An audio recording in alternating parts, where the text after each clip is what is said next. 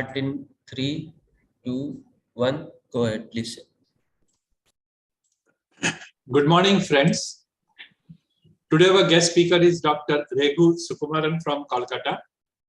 He is going to speak to us on management of relapsed refractory Hodgkin lymphoma in pediatric and IA patients. This webinar is brought to you by Mumbai Hematology Group. It is supported by MCure and managed by Perfect Square. I thank Mr. Kayur Soni and their team from MCure, Mr. Yash Kalpesh and the team from Perfect Square, the Executive Committee of Mumbai Hematology Group, our chief guest for the day, my friend Dr. Amita Mahajan from Delhi, our guest speaker Dr. Regu Sukumaran from Calcutta, all our discussants who are themselves eminent pediatric hemato-oncologists, and you participants for sparing your Sunday morning, afternoon, evening. We have registrations from about 27 countries today. For our future activities, the best way is to visit our website, www.mhgindia.com. Coming Saturday, 13th of August, in the evening 7 o'clock, we have Dr.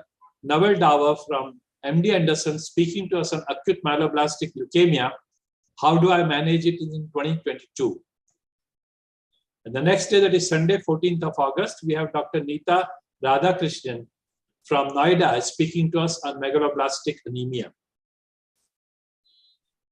I must inform you about two major activities of Mumbai Hematology Group. After the gap of 2.5 years, first time we have the physical meeting scheduled, which is in Bombay Hospital. It's the midterm conference of Mumbai Hematology Group. It will be on Saturday, Sunday, 3rd and 4th of September.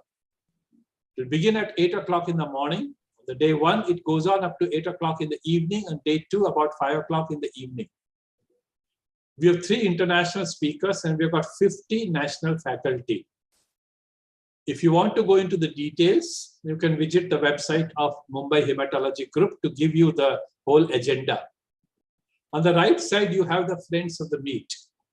So, in case you are from outside Mumbai and you need some support, probably this is what you need to look at. And once again, it is there at the website of Mumbai Hematology Group. They will be most pleased to help you to participate physically in the midterm conference of MHG. The other major event coming up is a web meeting on challenges in managing lymphomas in 2022. This is a marathon webinar of 3 hours per day from 11th to 15th of September. That is for 5 days, the 15th September being the Lymphoma Awareness Day for the world. And what you see in the right half of this slide is the 15 international faculty from US and Europe who are going to speak to us, each one of them giving a talk for 45 minutes, followed by a Q&A session for 15 minutes, 3 lectures per day for 5 days. So if you are a little free in your evenings, this is the place to log in. Our discussants today, and they are very important personalities. They are all displayed here alphabetically. And to introduce them to you, we have Dr. Abhilasha Sampaga from Department of Pediatrics, JNMC, Belgavi. Dr. Chetan Dhamne from Tata Memorial Hospital, Pediatric Oncology, Mumbai. Dr. Deepti Jain from Department of Pediatrics, Government Medical College, Nagpur. Dr. Gauri Kapoor, Director, Department of Pediatric Hemato-Oncology, Rajiv Gandhi from New Delhi. Dr. Neeta Radhakrishnan from Department of Pediatric Hemato-Oncology, PGI, Noida.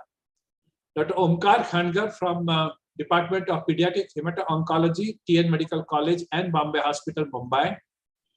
Dr. Purva Kanvinde from Vijayawada Hospital for Children, Mumbai.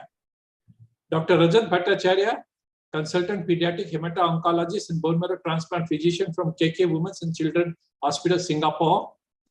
Dr. Sirisha Rani, Senior Consultant Pediatric Hemato-Oncology, Rainbow Children Hospital, Banjara Hills, Hyderabad. Dr. Shweta Bansal from Consultant Pediatric Hemato-Oncologist, BMT Physician from LTM Medical College, San Mumbai, and Consultant at the Sir H.N. Reliance Foundation Hospital, Mumbai. Dr. Suma TL, Consultant Pediatric Oncologist, Department of Pediatric Oncology, Hematology and BMT from SCG Hospital, Bangalore.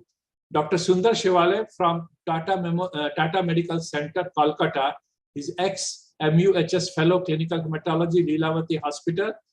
At the time he spent some time with us. Ex-SR TMH, Mumbai. Ex-Lab Hematology Fellow, TMC, Kolkata. And now, it's my privilege to introduce the chief guest of the day. She doesn't require an introduction. She has been our faculty at more than a dozen occasions this year and last year and the previous year. She is a well-known personality in the field of pediatric hemato-oncology in India, Dr. Amita Mahajan.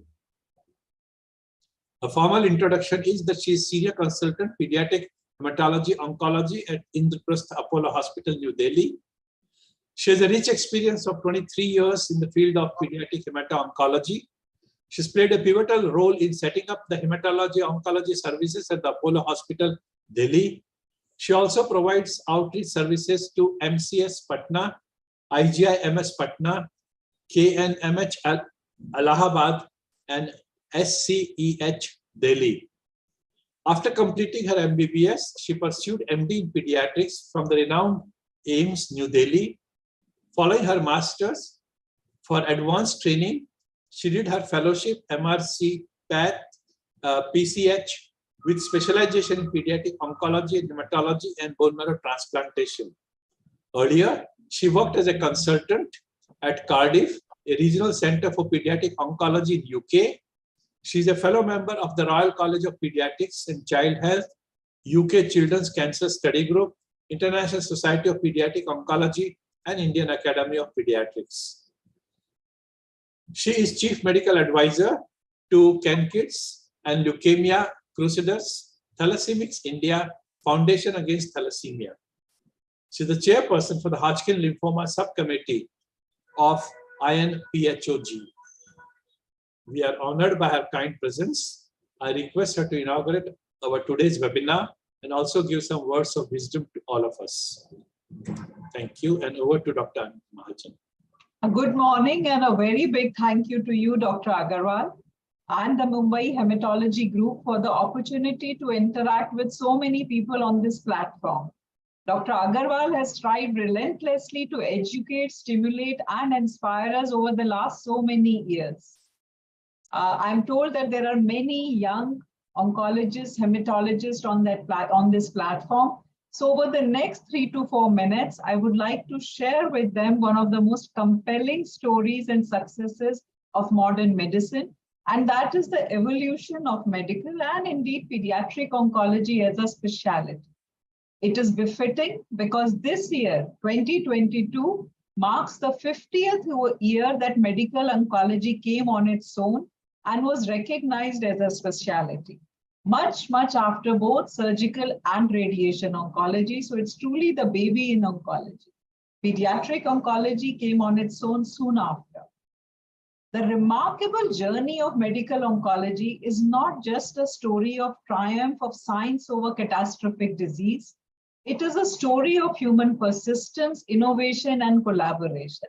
And it should truly inspire every medical professional, regardless of whether their future career plan includes oncology or not.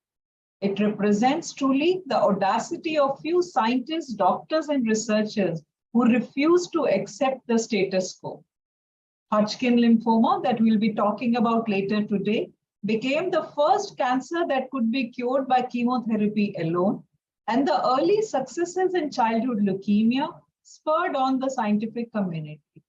The discovery of new therapies for advanced cancer moved patients from an untreatable, incurable status to a setting where active programs were looking at prolongation of life, and very soon the goalpost shifted from care to cure.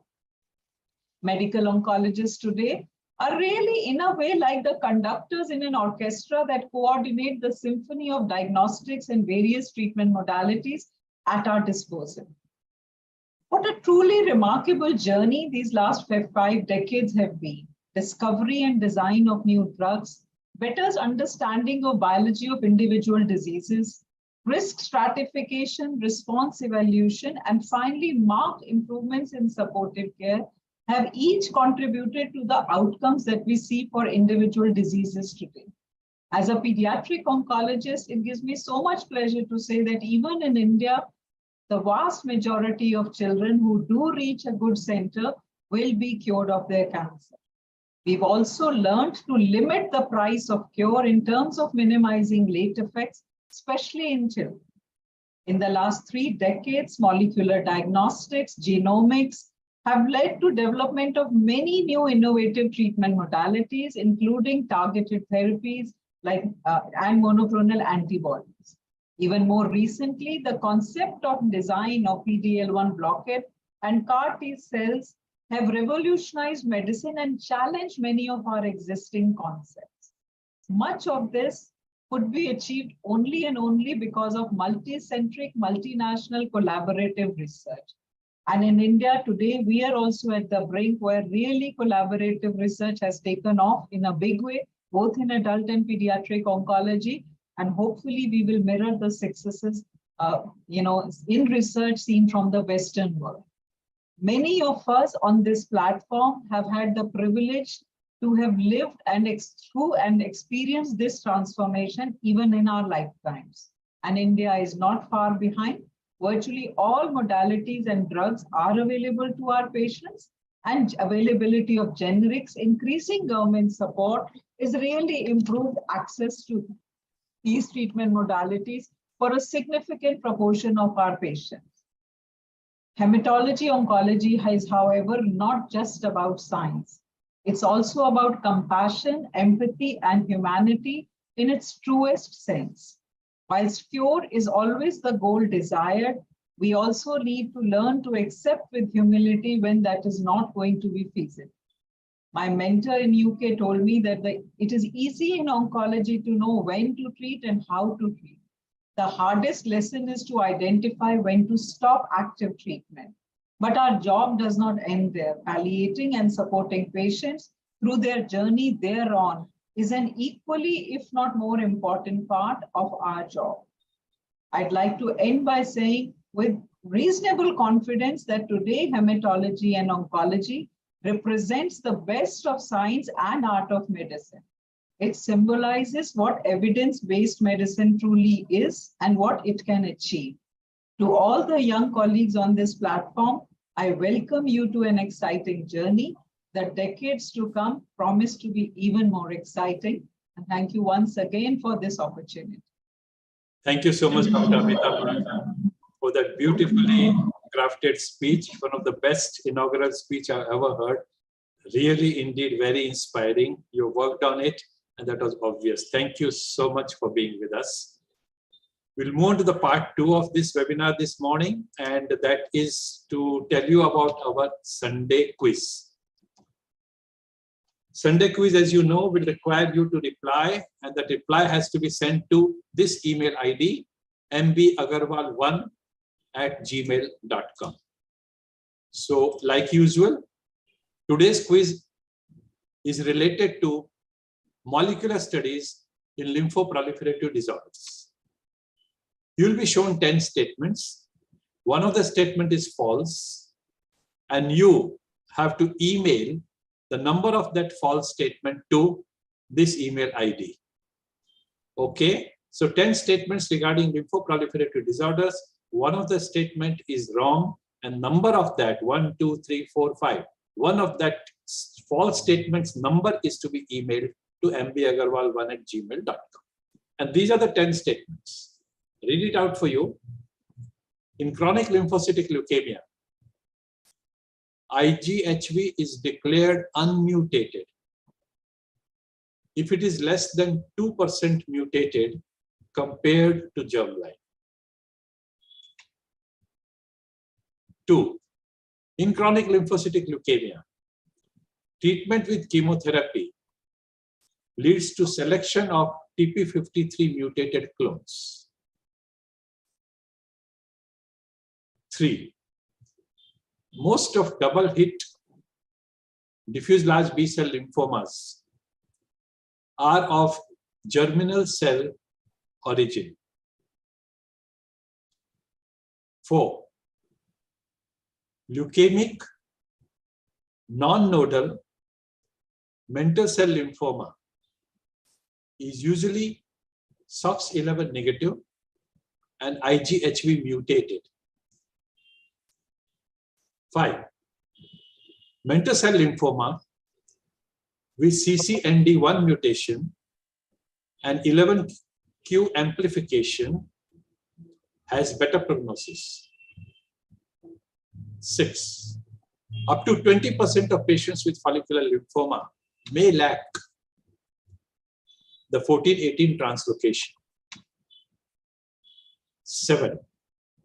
MYD88 L265P somatic mutation is not specific for diagnosing Waldenstrom macroglobulinemia.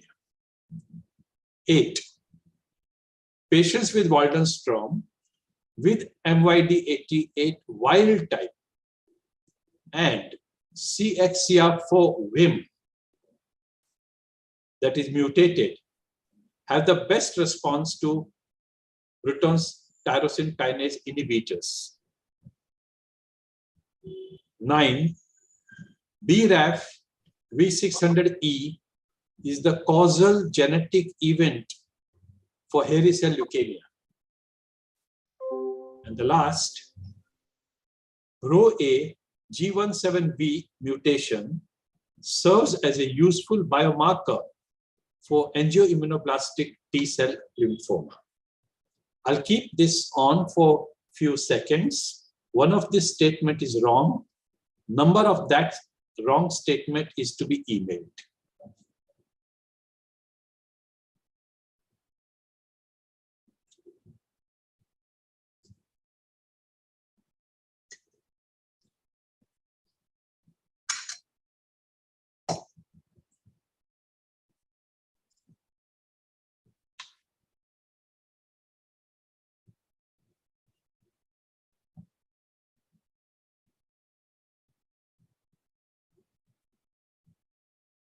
Okay, so email it to mbagarwal1@gmail.com. Winner will be the fastest finger first, and we will also tell you all the names who have sent in the correct entry in the order in which we received them. And the last part before the formal lecture is the case study of the week.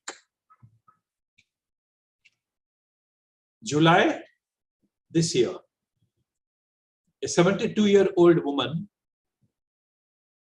in Hubli was admitted in the urology department of theirs for dark-colored urine and a suspected nephrolithiasis. She underwent many invasive urological investigations, which finally revealed that there wasn't any primary kidney disorder. By that time, her hemoglobin had dropped to 6. A local hematologist was asked to see her. He found that the patient did not have hematuria at all. She had hemoglobinuria. Investigations for hemolysis were positive, that is indirect hyperbilirubinemia, raised LDH, non-detectable haptoglobin, and reticulocytosis. She also had massive hemosideриnuria. There was nothing in the history to suggest infection or drug as the cause of hemolysis. Specific investigations for the etiology of hemolysis, especially the direct Coombs test and the workup for PNH, was negative. She was suspected to have a Coombs negative autoimmune hemolytic anemia and treated with steroids with no response. She remained symptomatic, receiving multiple transfusions without any significant improvement in the hemoglobin and no relief from the cola-colored urine. In fact, she started developing renal dysfunction. Creatinine went up to 2.1 milligram per dl. At this stage, patient was transferred to Mumbai. Family gave a history of mitral valve replacement surgery for severe mitral regurgitation. This was in 2008, that is 14 years ago. At that time, the patient was 58 years old. A mechanical prosthetic valve was put and the patient was put on anticoagulants. There was a history of rheumatic fever in childhood, and the mitral regurgitation was first detected in 2005.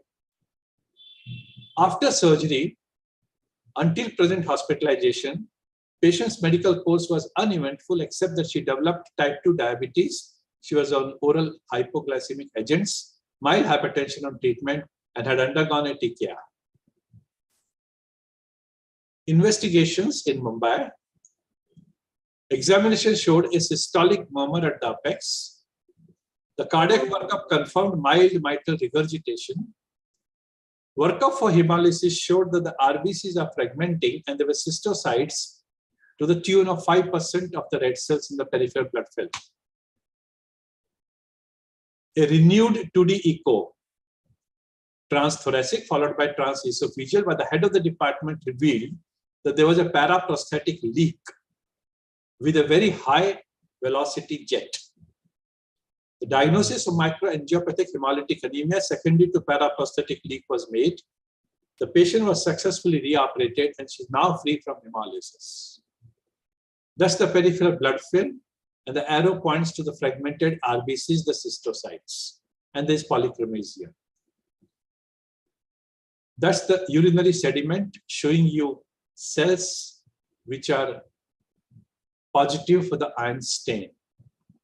This is massive hemosideruria. There's a cartoon showing you mitral regurgitation, and that's the excised valve showing you damaged chordae. This is a book picture of renal biopsy, not from this patient, showing you tubular degeneration and iron collection, hemosiderin collection in the tubules. And that's the iron stain, Prussian blue showing you the iron in the tubules. Subclinical hemolysis is common with prosthetic heart valves. However, severe hemolysis leading to RBC fragmentation is rare, especially with the modern valves. It's more common with the mechanical valves than the bioprosthetic valves. This can happen even after mitral valve repair without putting a prosthesis. This is a serious and often life-threatening problem because when the blood is regurgitating around the prosthetic valve 80 times per minute, then even with a mild regurgitation due to the jet effect and the shear force, there can be very severe anemia needing very aggressive transfusion support and the transfused red cells once again breaking. Mild cases can be treated with folic acid, B12 supplement, and the iron to be supplied because they've got massive hemosideruria, some amount of erythropoietin to stimulate the red cell production, beta blockers to decrease the cardiac rate, and pentoxifylline. Pentoxifylline improves the red blood cell deformability and reduces the blood viscosity. However, this kind of medical management is often ineffective, and a good number of patients finally require resurgery to replace the valve again. The diagnosis may get overlooked as the hemoglobinuria gets misdiagnosed as hematuria, as in our patient, and the mild mitral regurg may be considered insignificant. But this mild mitral regurg produces a jet effect, leading to destruction of the red cells. A good look at the peripheral smear by the hematologist becomes diagnostic when you see the cystocytes. The background of the valve surgery, appearance of a new murmur, and finding of a regurgitant high-velocity jet stamps the diagnosis. Our patient was highly symptomatic and severely incapacitated because at her age, she could not tolerate the hemoglobin of 6, which couldn't be improved with the blood transfusions. She's now recovered, normal hemoglobin, normal creatinine, both of which swiftly normalized.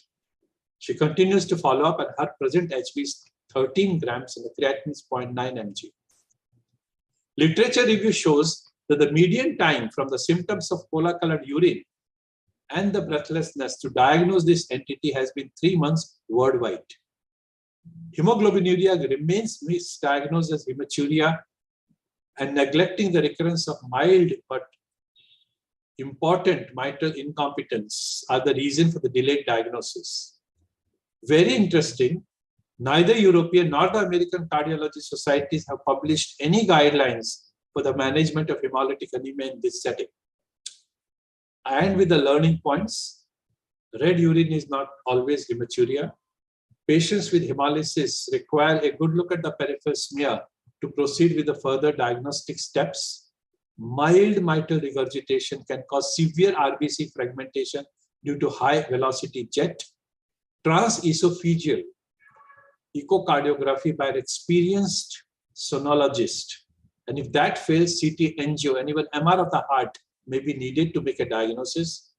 Medical methods are useful if the case is mild, but severe cases require a second surgery. And now we go to the most important aspect of today's webinar, and that is our guest lecturer, Dr. Raghu Sukumaran. It's my privilege to introduce him. Again, he is well known. He's senior consultant in the Department of Pediatric Hematology Oncology in the bone marrow transplantation at the prestigious Tata Medical Center, Kolkata. He did his DM in Pediatric Oncology from Regional Cancer Center, Trivandrum. He did fellowship in Pediatric Hematology and Oncology from TMC, Kolkata itself. He's trained in comprehensive management of childhood and the adolescent cancers. Earlier, he did MD in Pediatrics from Government Medical Calicut and MBBS from Government Medical College, Trivandrum. His fields of special interest include pediatric leukemia, solid tumors, pediatric brain tumor, pediatric hematology, and bone marrow transplantation. I invite him to deliver his talk on management of RR Hodgkin lymphoma in pediatric and higher patients. Over to Dr. Sukumaran. Thank you very much, sir, for the nice introduction and this opportunity to present on this platform before this eminent panel of oncologists. I'll proceed with my lecture today. I'm sharing my screen.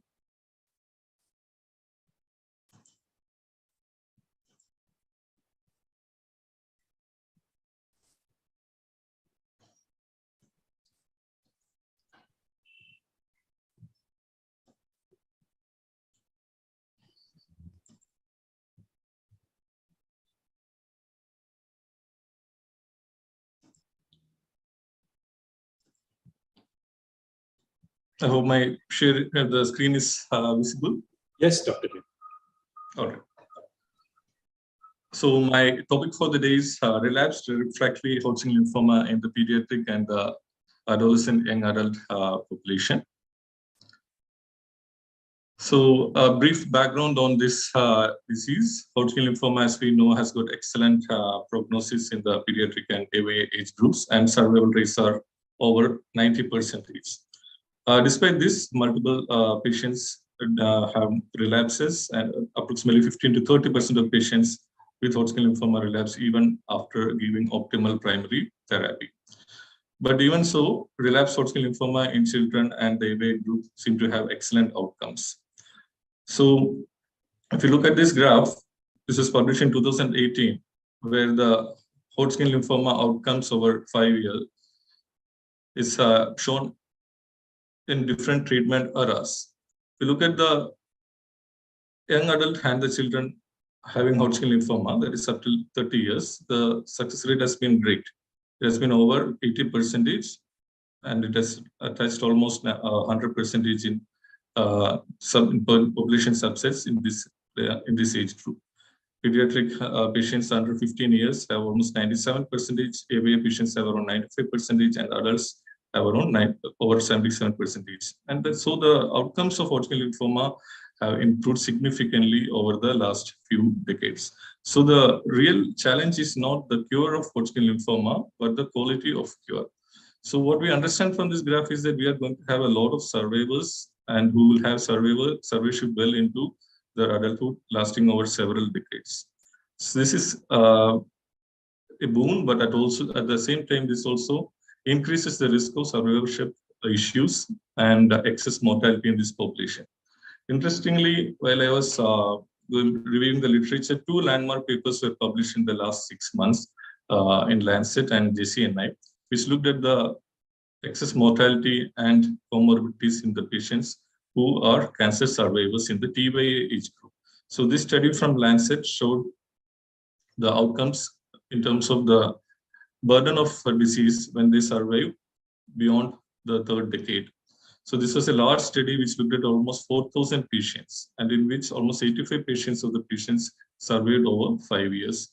And the cumulative incidence was 23.52 per individual, compared to the population. And the most of this burden was contributed by hematological malignancies, including lymphomas. So the problem is that the excess burden of disease associated with this population also translates into excess years of life lost. So they are at higher risk of dying early because of these comorbidities. And this was a second paper that I was talking about. It was published in the National Cancer Institute Journal, where they looked at the incidence of subsequent malignant neoplasms in various cancers. And the female survivors of Hodgkin lymphoma were topped the list with 26.6% cumulative incidence of all subsequent primary neoplasms 35 years after diagnosis. And adults, male survivors also were at significant risk.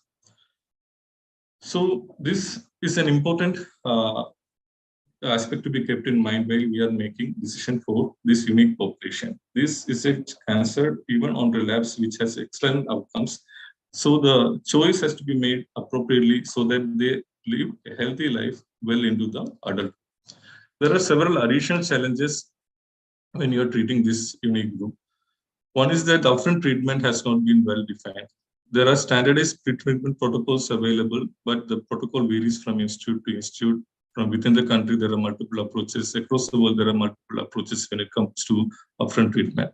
And with response-adapted therapy, the upfront treatment, the relapse rates have continued to drop. Now, the population of patients who are relapsing is also decreasing significantly. So large prospective studies are also very difficult to conduct in this age group. And most of the evidence that we have in managing this group of patients is extrapolated from the adult studies. And newer modalities of treatment are coming up, and this may soon replace the current approach and guidelines. And especially in the LMIC settings, the financial and logistic constraints of managing patients also pose a significant burden on the decision-making process.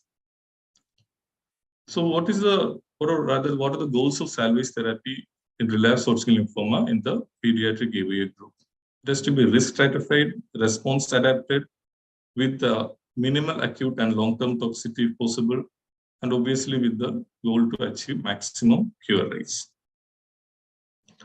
So in this talk, I will discuss the following aspects of management of the RR Hodgkin lymphoma in the pediatric AVA group, including the risk stratification, response assessment, optimum salvage chemotherapy or immunotherapy, the role of high-dose chemotherapy, and the role of maintenance therapy in this population. So the initial workup of the patient should be as for any other pediatric or young adult oncology patient, which should include a thorough history taking, specifically focusing at what kind of the treatment the patient received, what was the complication that the patient experienced during the initial treatment, did he have multiple relapses and has come to you after failing with several lines of therapy, and what was, very importantly, what was the time to progression after each of these relapses. A thorough clinical examination to look for the sites of disease as well as any existing comorbidities in the patient is essential. Biopsy is mandatory for relapses, and it has to be taken from an appropriate site of relapse, either identified clinically or with the help of the radiology inputs. And for the restaging of relapsed refractory Hodgkin lymphoma, what is standard of care is the whole body FDG PET-CT. Bone marrow study might be added if it is clinically indicated. And it should use, and all the appropriate baseline investigations should also be included. With the information that we gather from this history and examination and the basic workup of the patient, can we go for the next step, which is the prognostication and risk stratification of the patient. So the risk stratification and the prognostication in this group has not been uniform. So it depends on what kind of therapy the patient has received, what kind of therapy the patient is going to use, experience in the current line of therapy. So most of the studies in the pediatric AVA group have been retrospective and have, so the risk factors which are identified have also varied according to the approach used. So multiple factors have been used. So out of which, if you look at the several studies that have been done in this age group, primary progressive disease, the time to relapse, and chemo resistance have been shown consistently being predictors of poor response to treatment. So the time of relapse is very important to decide in which risk group the patient can be included. Very early relapse includes patients who have relapsed within 3 months of stop the treatment, early relapse between 3 to 12 months of treatment, and late relapse is over 12 months of treatment. And these are patients who are primary refractory and who have early relapses seem to have the worst outcomes. Other poor prognostic factors which I have come across in other studies and more frequently are the stage and diagnosis, presence of these symptoms, extranodal disease at relapse presentation, and residual mediastinal mass immediately prior to the autologous transplant. The response assessment before transplant is critical to decide whether the patient can go ahead with the transplant, but it is not an all or none phenomenon. So this is a meta-analysis which has looked at the as the PET-CT response as a predictive marker for the treatment failure post high-dose chemotherapy. And they found that it had a low sensitivity and low specificity because a significant number of patients who were functional imaging positive had good outcome post high-dose chemotherapy. And similarly, a lot of patients who were PET negative had poor outcome post high-dose chemotherapy. It can definitely be used as a guide, but that is not the only criteria that should be used while deciding on consolidation therapies. So this was a model proposed by Satwani et al. In 2015. In this, they had included the following risk factors: the first remission lasting less than 12 months, poor performance status, chemo resistance, extranodal disease at relapse, and receipt of non-ABVD regimes as upfront therapy. And they classified this into the low risk, intermediate risk, and high risk groups. And the 3-year progression-free survival was highest for the low risk group at 75%, and for the high risk group it was only 29%. Again, this is in an era when immunotherapy was not available, and these prognostic stratifications will continue to evolve as we get more evidence in the current era.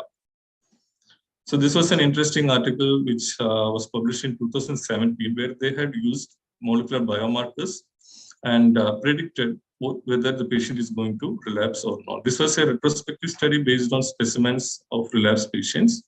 And the model could predict that the patients who had high expression of these markers, called the RHL30 panel, had 23.8% progression-free survival only, whereas it was 77.5% when they were low risk. And the overall survival was also low at around 30% for the high-risk patients and 85.4% for the low-risk patient.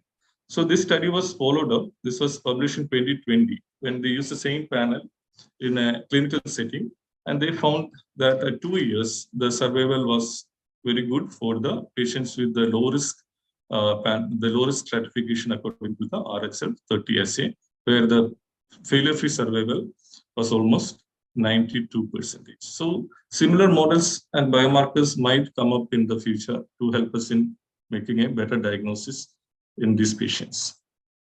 So for the time being, we only have clinical criteria and radiological criteria to go ahead. So the low-risk relapse are patients who have relapsed late, that is beyond 1 year after stopping the previous line of treatment, stage 1 or 2 with no B symptoms, and who have achieved complete response after the first line of the standard dose chemotherapy. Whereas the high-risk patients are those patients who had early relapse or are primary refractory patients who have advanced stage at presentation and who have B symptoms. And in terms of response, those who have partial or poor response to salvage chemotherapy will also be included in this high-risk group.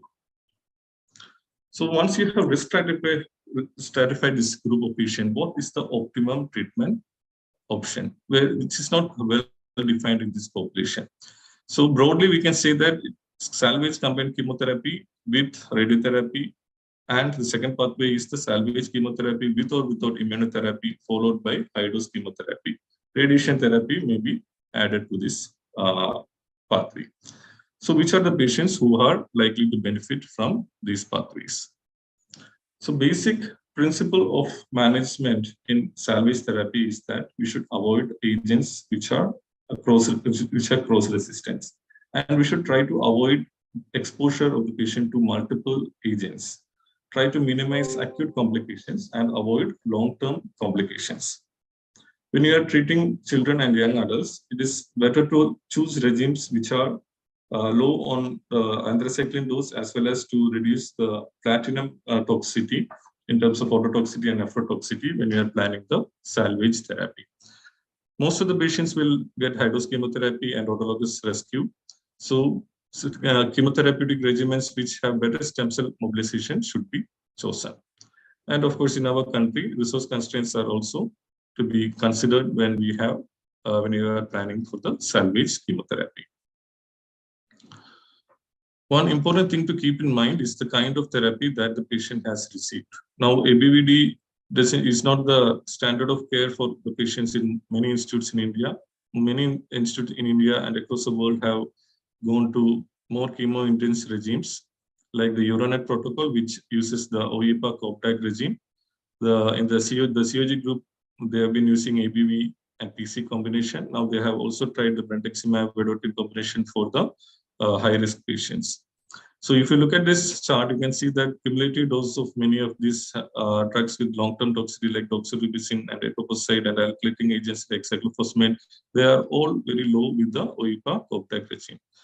Young adults will continue to get the ABVD and risk-adapted dose-escalated PACOP or upfront PACOP according to the institutional preferences.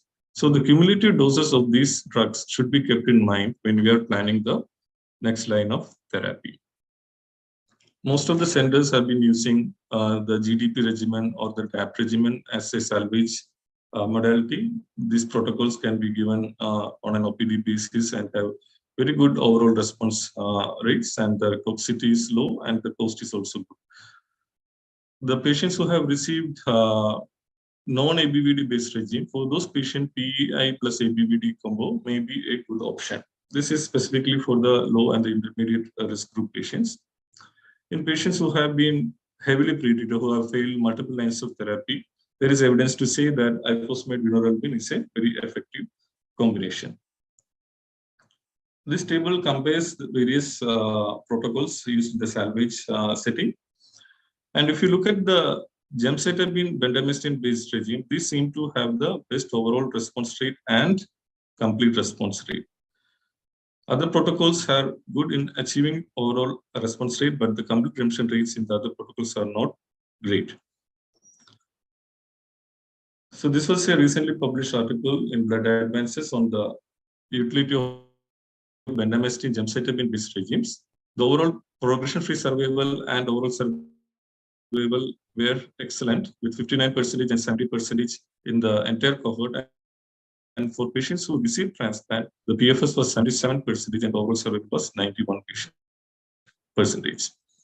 So this the stem cell mobilization with this regime was also very good. And since the patient is not exposed to cisplatin-based analogs, the toxicity, nephrotoxicity and autotoxicity are also less with this kind of regime. So this makes it a very attractive combo for the pediatric and the young adult patients. So that was regarding the salvage chemotherapeutic option, but the buzzword is immunotherapy in relapsed refractory Hodgkin lymphoma. Most of the data for using immunotherapy in relapsed refractory Hodgkin lymphoma comes from adults. And there have been many pediatric studies also which have confirmed the efficacy. The main problem is that whether what about the long-term toxicity when you're using these agents? That is still lacking. This will take many years to come in. And we also do not know exactly when to position these drugs, whether to use it upfront or whether to use it in case of failure. All this information is still lacking in this subgroup. So let us look at some of the available evidence. Brentuximab vedotin was approved. It is a monoclonal anti-CD30 antibody. It was approved by FDA. And it has a 40 to 70% complete remission rates. Dose is 1.8 milligram per kilogram 3 weekly, and it was well tolerated. So most patients had experienced cytopenias and transaminitis, which are the common side effect, along with peripheral neuropathy. And this was also the role of brentuximab vedotin as a single agent and in combination with chemotherapy have yielded different results. As a single agent, the complete response rates seem to be low at around 30 to 40%, whereas when it is combined with one of the chemotherapeutic agents, the outcome seems to improve significantly. So the current standard of care has become brentuximab vedotin with bendamustine, and it has given complete remission rates of almost 74%. Other combination therapies with ICE or DHAP, IGV, all have been tried with reasonably comparable remission rates. So this is a protocol which used brentuximab vedotin with bendamustine. This study showed very good complete response rate around 76%, and the event-free survival in this study was approximately 65%.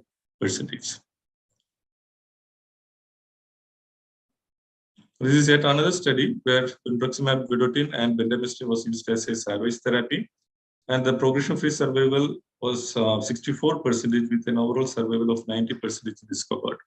The grade 3 and grade 4 toxicity was experienced in 66% of patients, mostly neutropenia and neuropathy, which occurred in around 10% of the patient.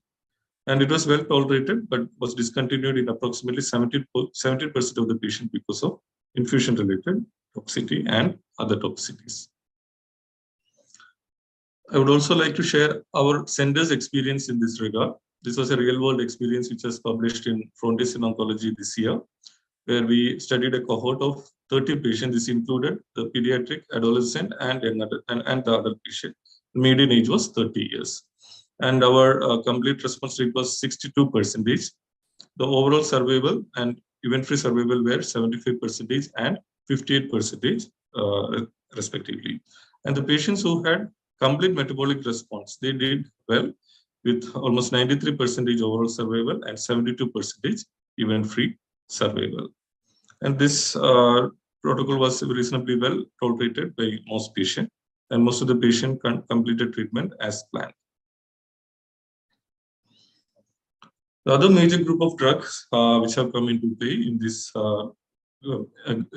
group is the role of the checkpoint inhibitors. The checkpoint inhibitors which have been approved for use in relapsed refractory Hodgkin lymphoma are pembrolizumab and nivolumab. And pembrolizumab was FDA approved for pediatric relapsed refractory Hodgkin lymphoma in 2017, following the Keynote 051 study, where it was used for pediatric Hodgkin lymphoma and for other pediatric solid tumors.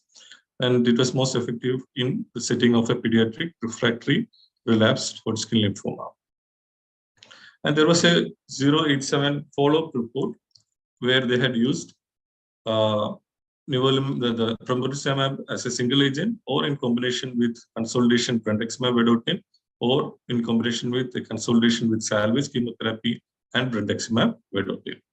And the overall survival in these three cohorts were almost similar, with almost 90% of the patient achieving overall survival at 2 years. And the Checkmate 744 study specifically looked at the role of nivolumab and brentuximab vedotin in the setting of children, adolescents, and young adults. This was a cohort of 44 patients with a median age of 16 years. And complete metabolic response was achieved for 88% of patients.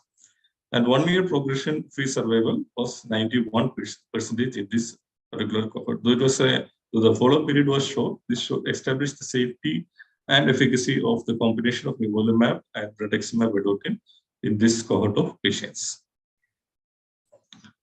And nivolumab as a monotherapy has shown, just like brentuximab vedotin, the outcomes are not great in terms of achieving complete response before stem cell transplantation.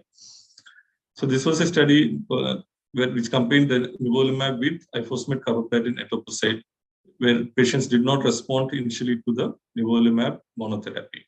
And after adding IS chemotherapy to nivolumab non-responders, the overall response rate achieved was almost 100%, with a complete response rate of 89%. And the 2-year PFS in this cohort of patients were almost 94%. So the checkpoint inhibition is also available for pediatric and approved for pediatric patients, and whether it has to be given as a combo with chemotherapy or as a monotherapy is the question, and most likely a combination chemotherapy with immunotherapy approach would be better for this group of patients.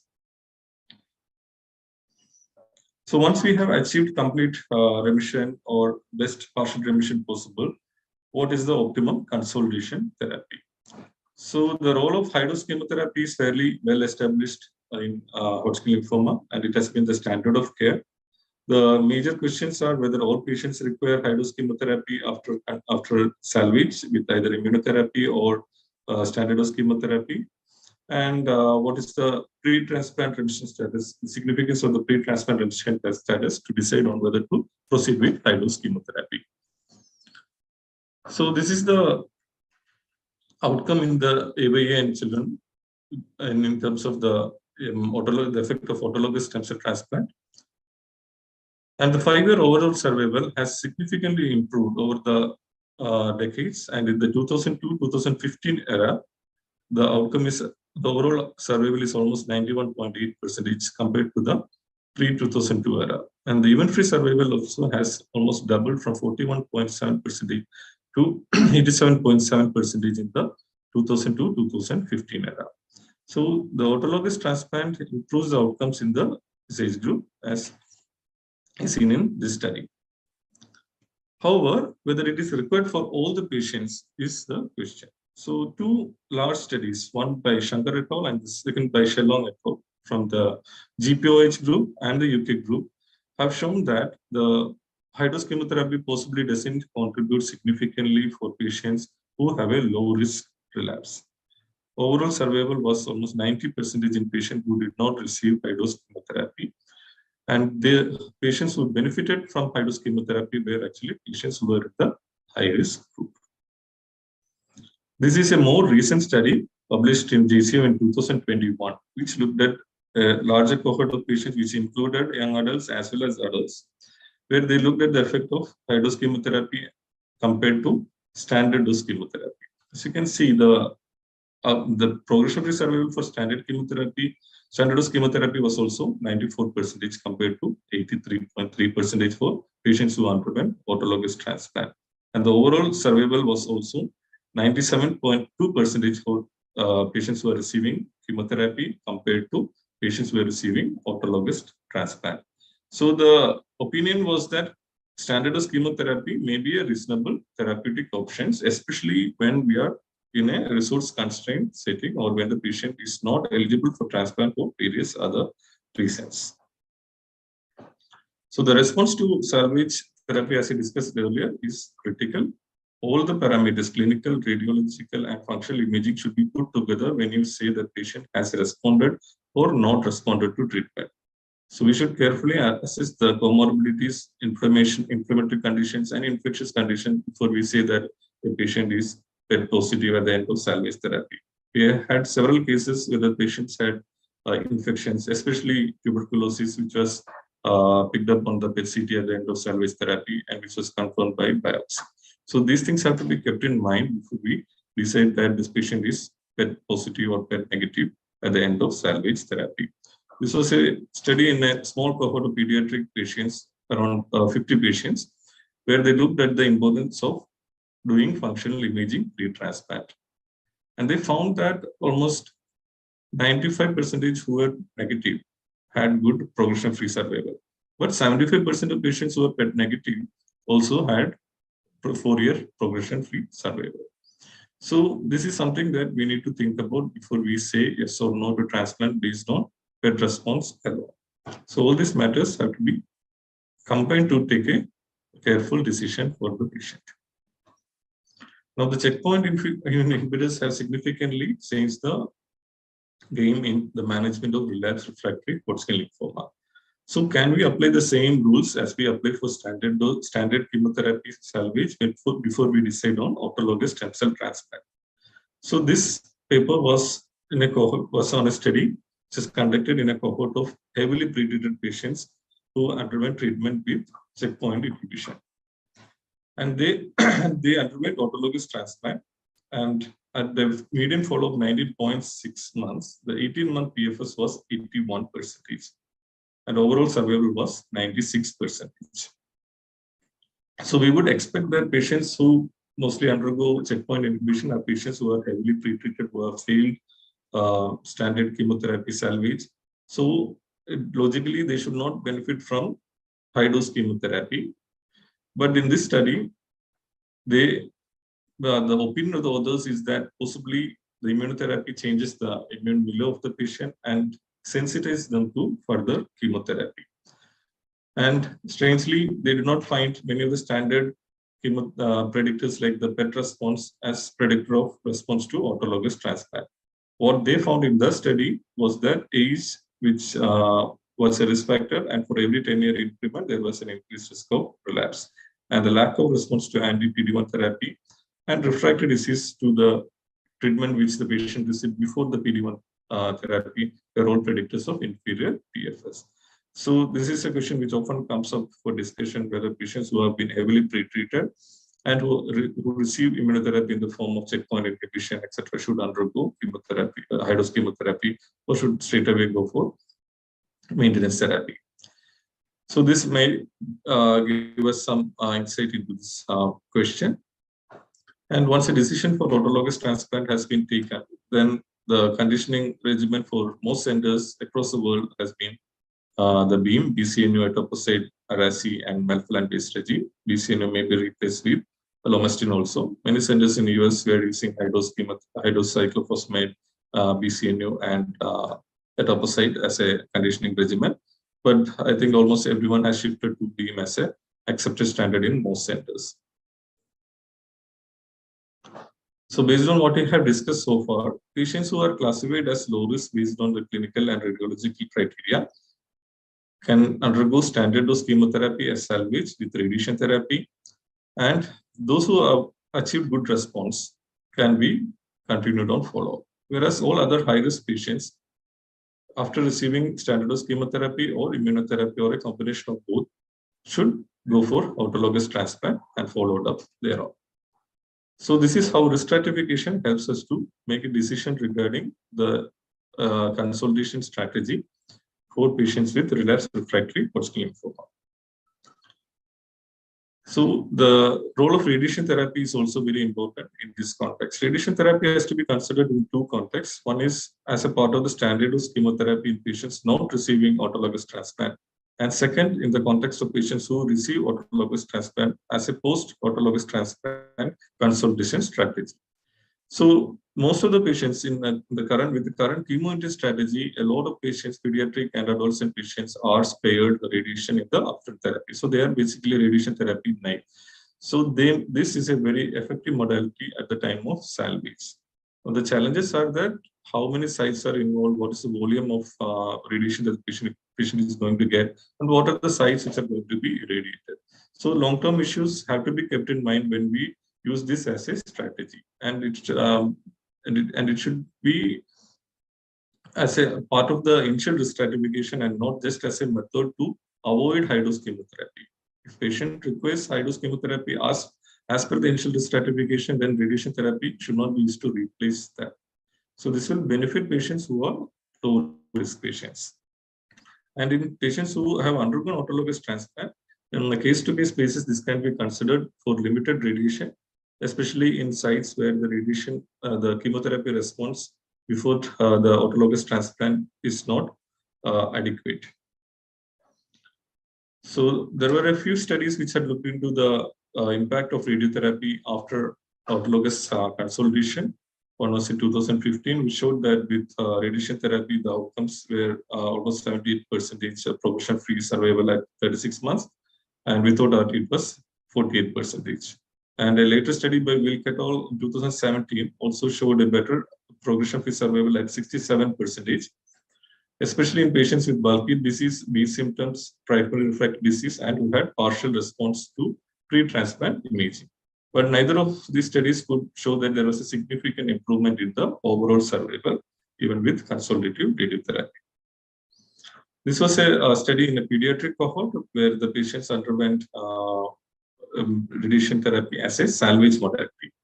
And this study also showed that there was a significant decrease in the local failure after salvage therapy.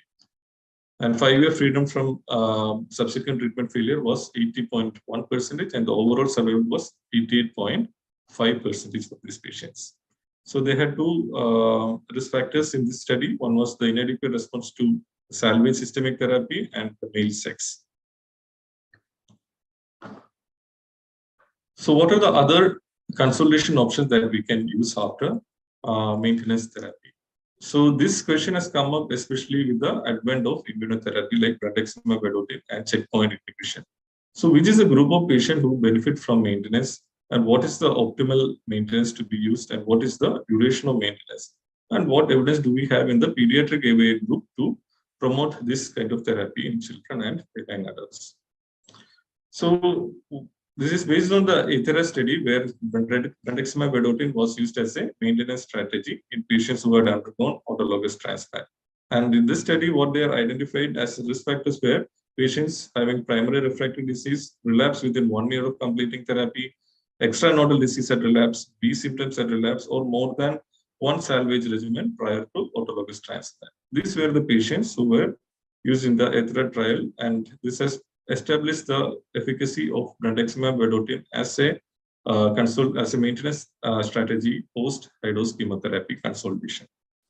And the NCCN has also recommended using the same criteria to use brentuximab vedotin as a maintenance post ASCT for patients who are having more than 2 of the risk factors. So this is a study which looked at the evidence in the children and adolescents with relapsed refractory Hodgkin lymphoma. The 3-year event-free survival for this cohort of patients who underwent maintenance therapy with brentuximab vedotin was 92%. And they had also used the same criteria as the ETHERA trial, and the patients with 0 to 1 risk factors had an event-free survival of 100% versus patients having more than 2 risk factors achieving around 90%, 3-year EFS. And what about PD-1 blockade in maintenance? So again, data is limited in the CAA group. Pembrolizumab at 200 milligram for every 3 weeks up to 8 cycles has been recommended as a consolidation therapy in the adult setting. And the progression-free survival was 82% at 18 months, and up to 43% patients experience immune-related adverse events. So this was a study which looked at the use of nivolumab as a maintenance therapy in autologous transplant in patients with relapsed refractory Hodgkin lymphoma. This study was the median survival was not reached, and the short duration of follow-up, 6-month PFS was 92.1%. So the checkpoint inhibition maintenance also seems to have evidence to be used in the pediatric and the MAA age group, but the challenges are that there are multiple complications that which we are not very familiar with, especially the immune-related adverse events when you use it for a very prolonged time. How it translates into long-term autoimmune complications in children are not known. And brentuximab vedotin also has complications like increased risk of peripheral neuropathy, transaminitis, prolonged cytopenias, which may require repeated admissions.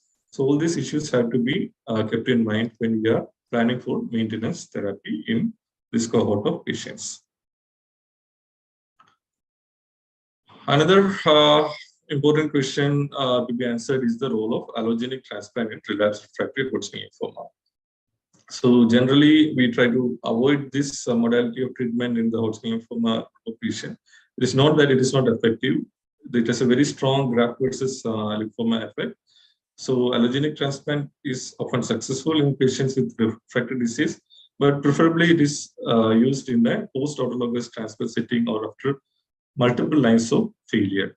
And the evidence for its use in pediatric population comes from a very early study in 2009, where the progression-free survival was approximately 60% in patients who underwent allogenic transplant. And the non-relapse mortality, but in this cohort was quite high at 21%. And whether we used reconditioning or MAC conditioning, the non-relapse mortality was similar. So it can achieve good progression-free survival in select group of patients. And if you look at the HLA mismatch transplant in haploid identical versus HLA match transplant, which was published in 2021, this is 2020, this study showed that haploid identical transplant worked better than HLA match transplant, where 63% 2-year progression-free survival was reached in patients undergoing haploid identical transplant compared to 37% in HLA mass transplant. Even when patients had complete response with the salvage therapy, haploidentical transplant outperformed allogenic matched HLA matched allogenic transplantation. And the non-relapse mortality was also similar. So haploidentical transplant, if it is an option, then can be used over HLA mass transplant. However, the risk of GVHD has still to be kept in mind.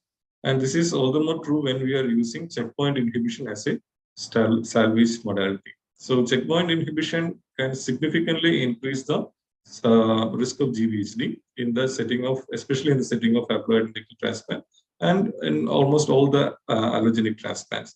So in 2019, a black box warning was issued by FDA regarding the use of allogenic transplantation when the patient has received checkpoint inhibition, as well as using checkpoint inhibition as a maintenance therapy after allogenic transplant. However, newer studies have come in which have shown no significant increase in the relapse rate, the mortality rate due to non-relapse deaths, and it was at around 18%, which was no different between the patients receiving checkpoint inhibition and patients who have not received checkpoint inhibition. This was a retrospective analysis. The non-relapse mortality was similar in these two groups. And the acute GVHD was also not increased between the two groups. And this is a cohort of patients who had received post-transplant cyclophosphamide after the transplant. So this might help be a useful strategy to reduce the risk of GVHD. So having said that, there are certain precautions to be followed in the setting of allogenic stem cell transplant post checkpoint inhibition.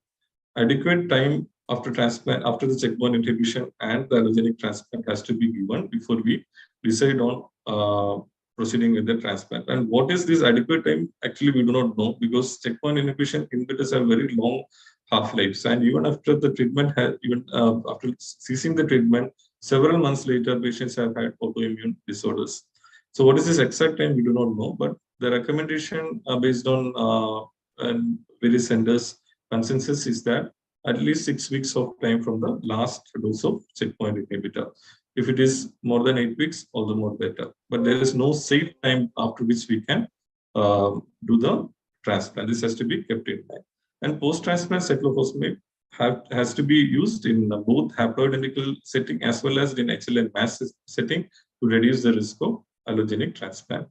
And this can post-transplant cyclophosphamide also increases the risk of infections, including viral infection, especially in our setting, in the LMIC setting. We have to keep that in mind when we use PTCY for all the patients. But if you are using it after CPI, this might be a useful strategy to reduce the risk of GVHD. And use of reduced intensity conditioning with conditioning agents like Flu-Trio or Flumel may be useful than using a myeloablative conditioning to reducing the risk of GVHD. And checkpoint inhibition is also, as we discussed earlier, recommended as a maintenance therapy post consolidation. It is safe in autologous transplant setting, but in allogenic stem cell transplant setting, this may trigger GVHD to occur even after the transplant, after the initial transplant period. So patient can have very late chronic GVHD or acute GVHD, or if you give allogenic checkpoint inhibition post allogenic transplant. So this also has to be kept in mind before you decide giving CPI after the stem cell transplant, after allogenic stem cell transplantation. So these are all the current available modalities for managing patients, and there is evidence to support many of these strategies in the pediatric and adolescent age group. However, this still needs to be refined, and for doctors who are in training, this is a consensus guideline published in Hemisphere in 2020. This is the recommendation of the EuroNet Consortium for Management of Relapsed Hodgkin lymphoma, which has discussed some of the points that I have already discussed. And this may be a good guideline for managing patients with young patients with relapsed refractory Hodgkin lymphoma. And according to their protocol, the consensus guideline, this has been classified into 2 risk groups initially, the patients with the low risk and the intermediate risk or the standard risk group, where the low risk group can be salvaged with standard dose chemotherapy and radiation if they are in complete remission. And the standard risk patients are patients who receive standard dose chemotherapy and who need to go to the high dose chemotherapy consultation if they achieve complete metabolic response. Patients who do not achieve complete metabolic response are the patients who are classified in the salvage therapeutic options, including immunotherapy, and after which they can proceed to autologous transplant or experimental therapies if it is available. So the challenge in pediatric Hodgkin lymphoma management in a relapsed refractory setting is not that there aren't enough options, but there is a burden of choice both on the patient as well as the treating oncologist. There are multiple options to choose from, and we have to keep the long-term issues in perspective, the cost issues, the logistic constraint, the psychosocial issues of the patient before we can take a clear-cut decision as what is optimal management in this setting. So this has to be a joint decision considering all these factors. And I think I have covered some of the important aspects of management of relapsed refractory Hodgkin lymphoma in this setting. And with that, I will conclude my lecture for the day and hand over to Dr. Agarwal sir and the expert panel for further discussion. Thank you, sir. Thank you so much, Dr. Regu. That was wonderful. Enjoyed listening to you. Complete and very comprehensive presentation. We'll give you rest for 2 minutes. We'll just tell the answer of the quiz to the guys who have attempted, and then come back to you with the Q&A session. So today's quiz, it was related to molecular studies in lymphoproliferative disorders. You were shown 10 statements, of which one was false. These were the 10 statements. In CLL, IGHV is declared unmutated if it is less than 2% mutated compared to germline, is a correct statement. So that's the definition of mutated CLL, which has a better prognosis. If you give chemotherapy to patients who have got TP53 aberrations, you select out the TP53 mutated clone, and that leads to inferior survival. So this is a correct statement. Majority of double-hit DLBCL are of germinal center origin. So this is a correct statement. The mantle cell lymphoma is of nodal type and the non-nodal leukemic type. And the leukemic type, which is very often sedate and sort of does not require immediate treatment, is usually SOX11 negative and IGHV mutated. So this is also a correct statement. Mantle cell lymphoma with CCND1 mutation and 11q amplification does have a better prognosis. So this statement is all right.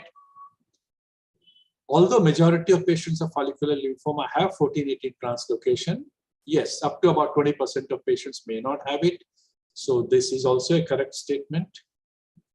MYD88L265P mutation is present in majority of the patients in Waldenstrom, and depending upon the technology and the sensitivity of the test you are using, it may be present in 95 to 98% of patients.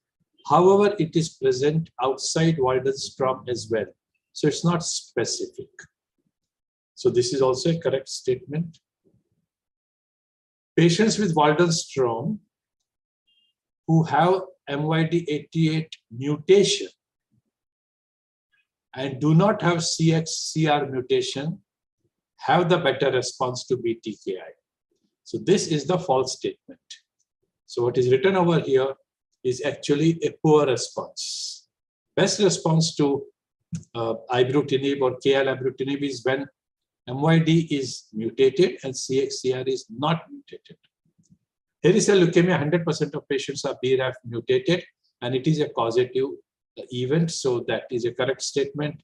And angioimmunoblastic T-cell lymphoma, the row G17V mutation does serve as a very, very useful marker because very often it is difficult to diagnose this entity, and it has got a lot of problem for the histopathologist.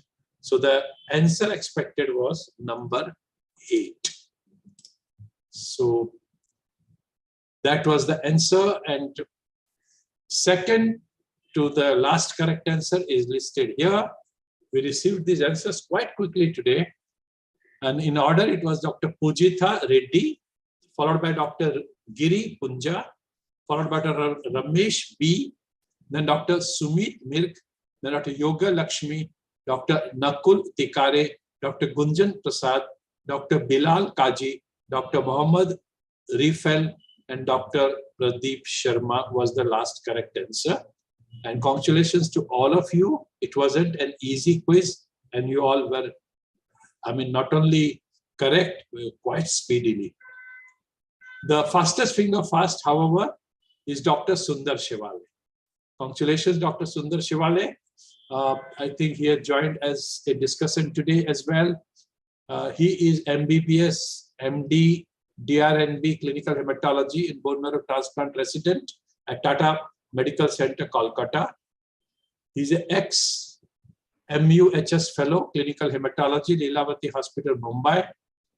Ex-Senior Registrar, Tata Memorial Hospital, Mumbai.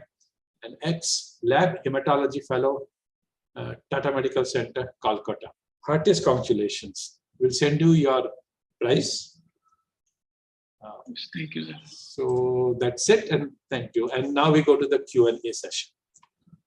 So those of you who do not mind opening their videos, please, you can open your videos. You can remain muted, except when you are asking the question.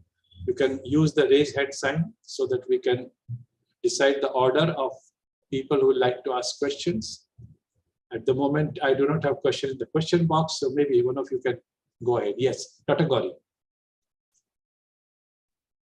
Thank you, Dr. Agarwal and Dr. Raghu. Excellent talk, very comprehensive. So my question is, in high-risk relapsed Hodgkin's lymphoma, that is an early relapsed pediatric Hodgkin's, how many, supposing after the first 2 cycles of salvage chemo, patients achieves metabolic CR, how many more cycles would you like to give before taking the patient for autologous stem cell transplantation?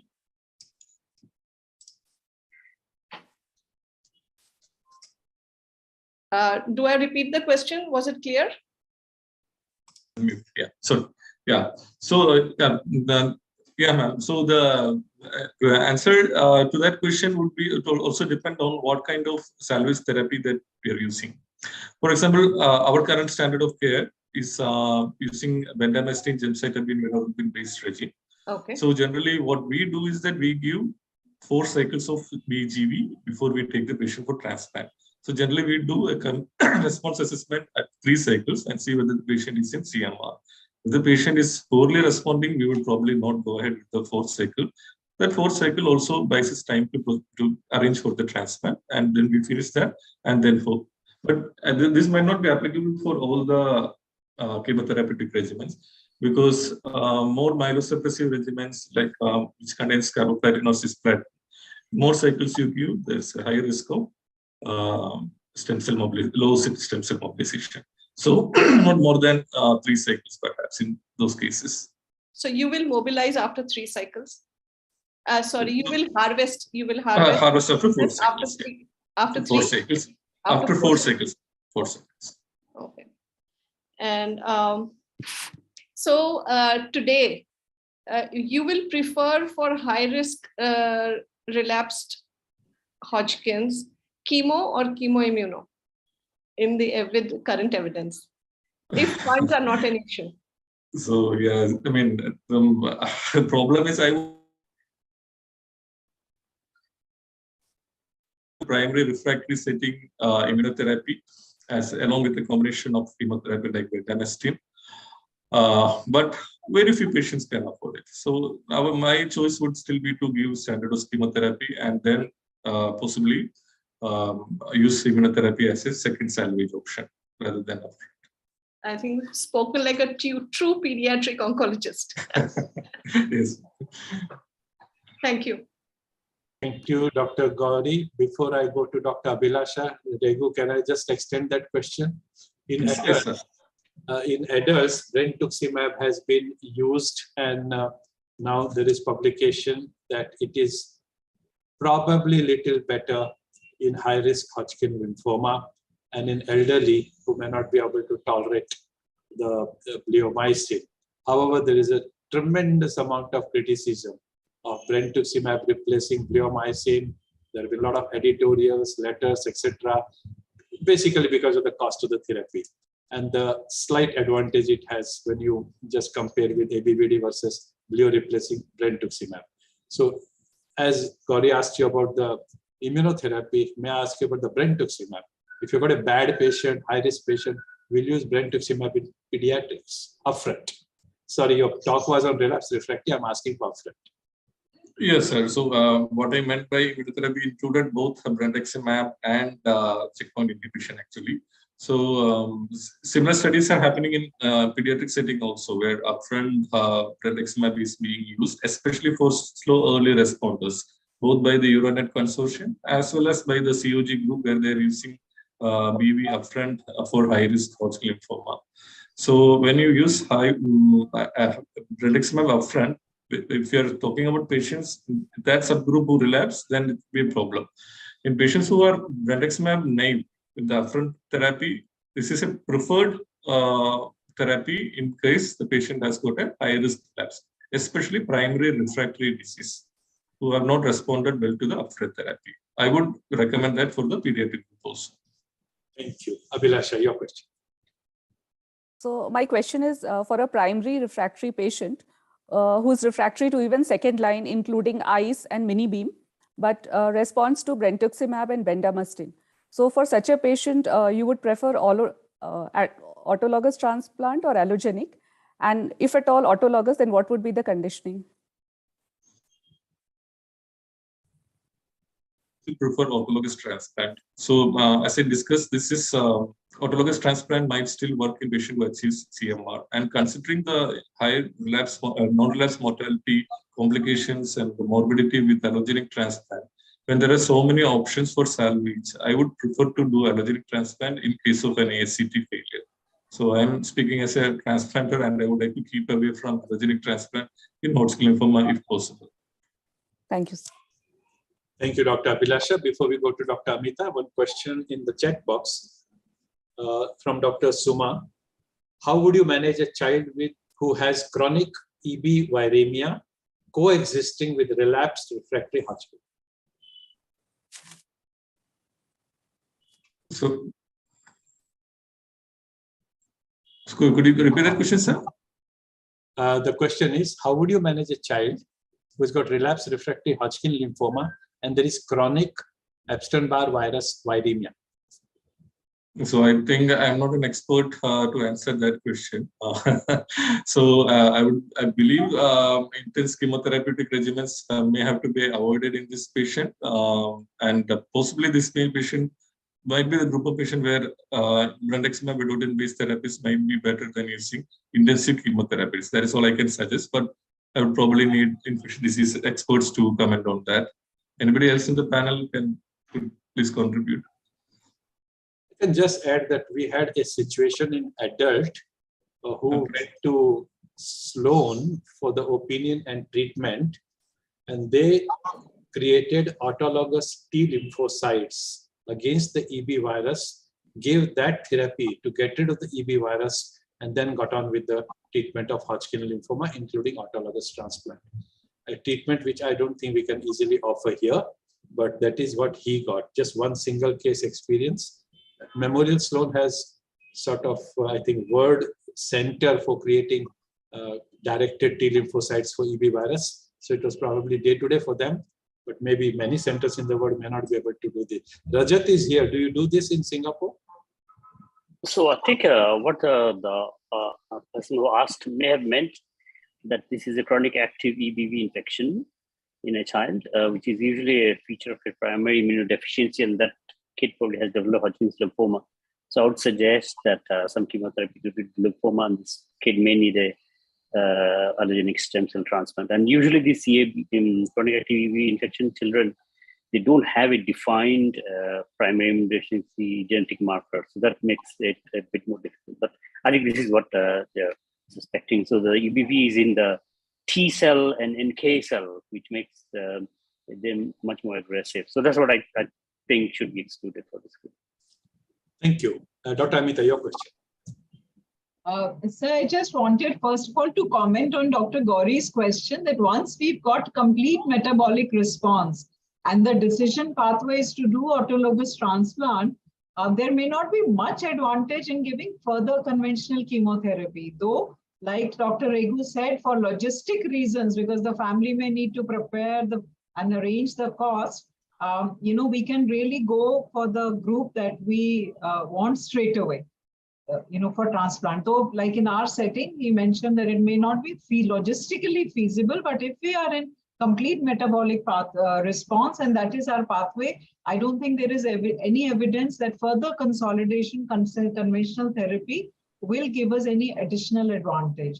The only other thing that I wanted to point out is that Dr. Regu very nicely shared that which salvage chemotherapy give which response rates. But those are not like-to-like comparisons because some of those were assessed in pre-PET era. So complete responses reported are much lower than in those studies that were done in the post, in the PET era. So, what all the experience seems to suggest is that, we have to go with whichever chemotherapy, maybe they are all fairly similar, but beyond 2 lines of salvage chemotherapy, switching to further chemotherapy is really of no possible advantage because you either have chemosensitive disease or you don't. And even though cost is a legitimate concern, perhaps adding some form of immunotherapy or those agents at that point will definitely be, be the way to go forward.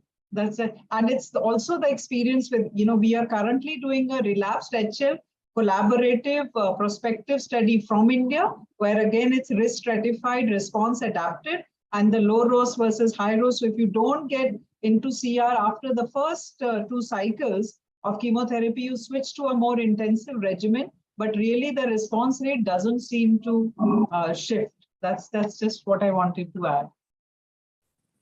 If I may just comment on that first part, Dr. Agarwal. Yeah, please go ahead, and then Dr. Regu also. Yes. So, Amita, that was the real reason I asked the question. We had a relapsed refractory, early relapse, high risk, and after 2 cycles, patient achieved, we evaluate after 2 cycles, and patient did achieve metabolic CR. We discussed with Monica Menzer, and she said, give 6 cycles before taking for transplant. And our patients do not tolerate 6 cycles, After 4, the myelosuppression is so bad. So since you guys are doing this study on relapsed refractory, I think it'll be good to really look into it. Why did she recommend?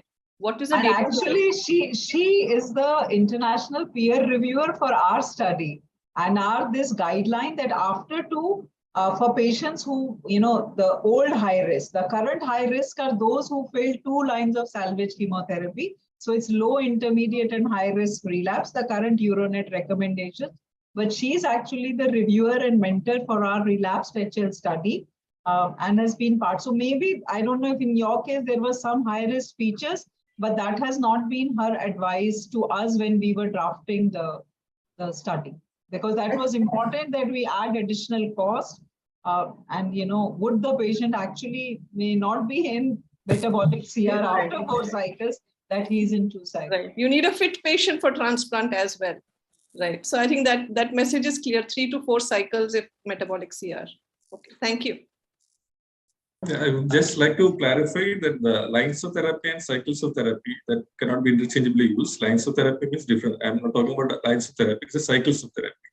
So again, specifically with BGV, so it is based on the consensus guidelines that I had just shared.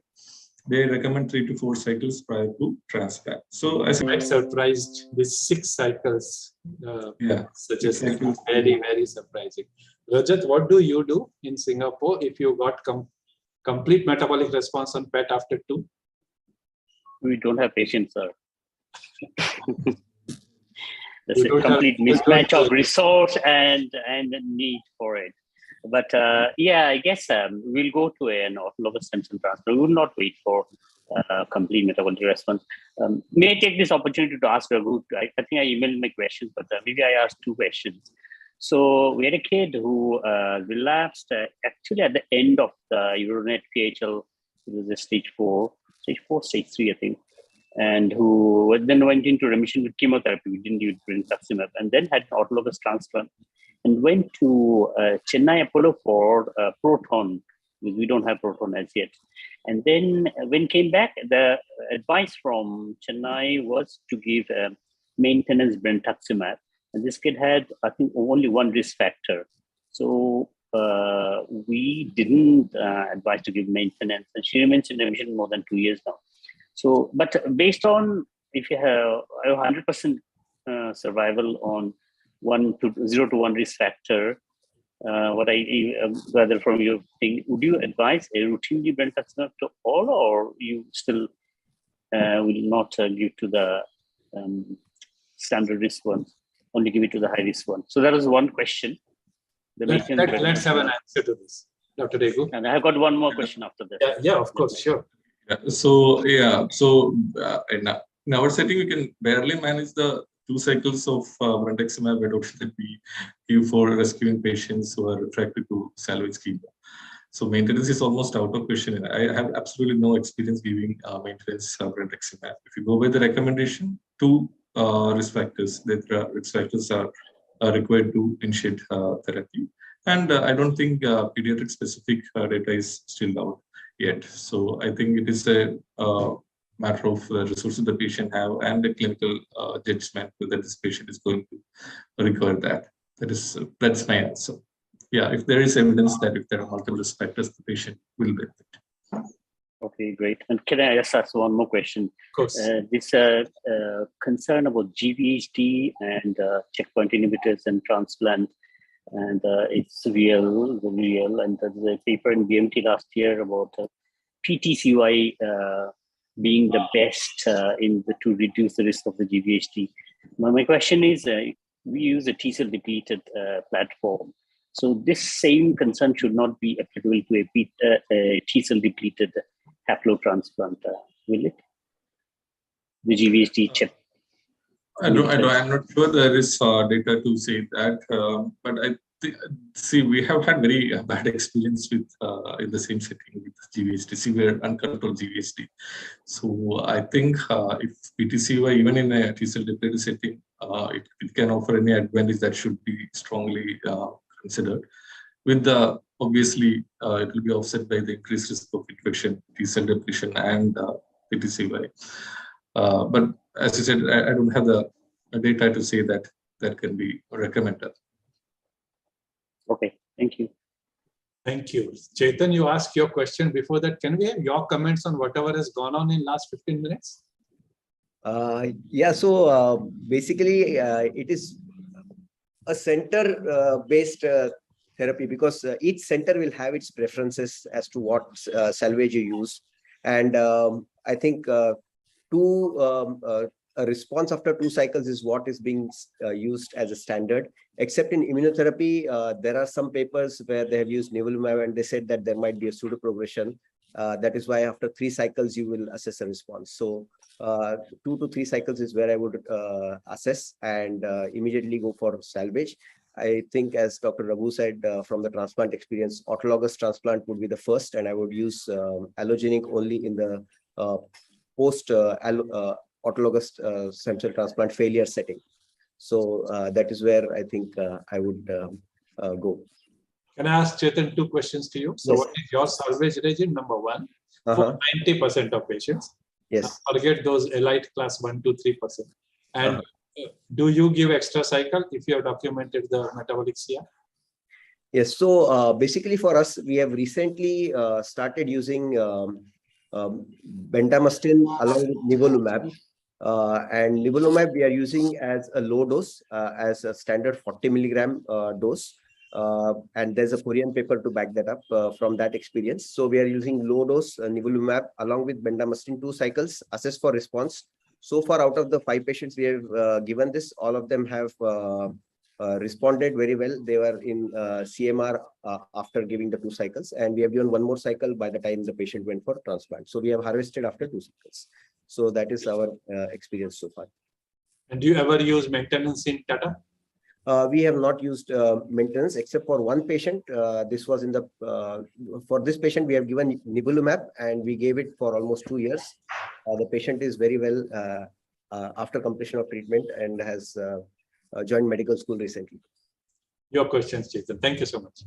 Yeah, thanks, Dr. Agarwal. So again, I have a real problem deciding that this patient will be considered as standard risk or low risk, because you always are worried that we don't have a backup of subsequent salvage cycles, salvage chemotherapy options in our setting because of financial toxicity. So what are the real, are there any clear-cut definitions for low risk that you would not transplant these patients?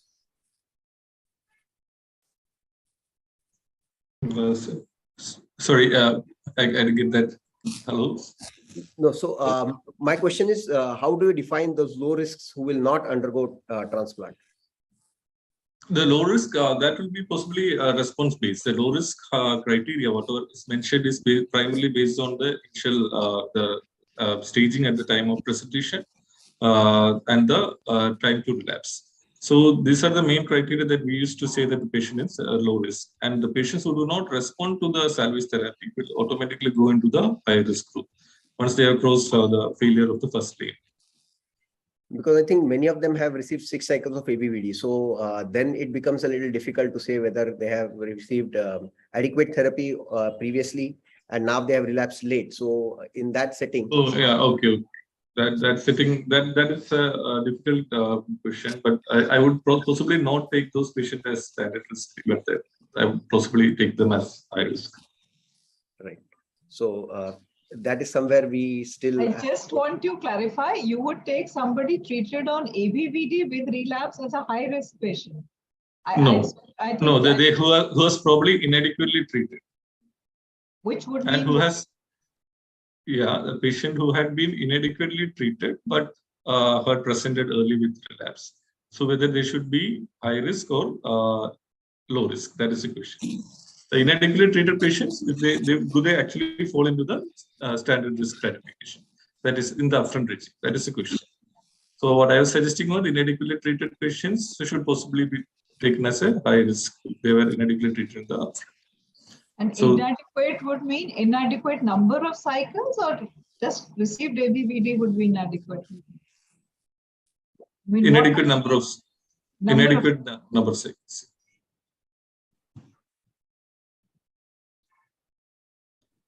Yeah, because sometimes they have received radiation, they have not received radiation, and they have relapsed. Yeah. So that becomes a little, because they have received, the chemo is not sufficient, they have not received radiation. Now they had a relapse at around 6 months or with 6 to 1 year. And then now you are really facing a challenge whether to classify them as low risk or high risk. So that is where we have a dilemma. Yeah, Chetan, any more questions? Sir, I have one question, sir. Yeah, Sundar? Sir, we have, I'm from adult side, sir.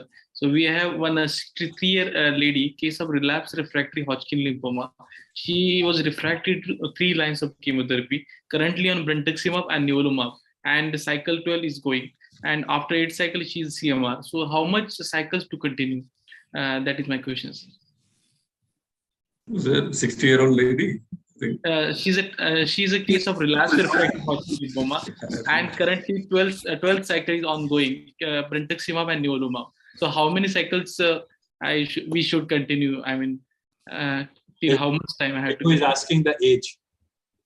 No, I said that probably Agarwal sir should answer that question. Okay, Sundar, the first 3 lines of treatment were all chemotherapy?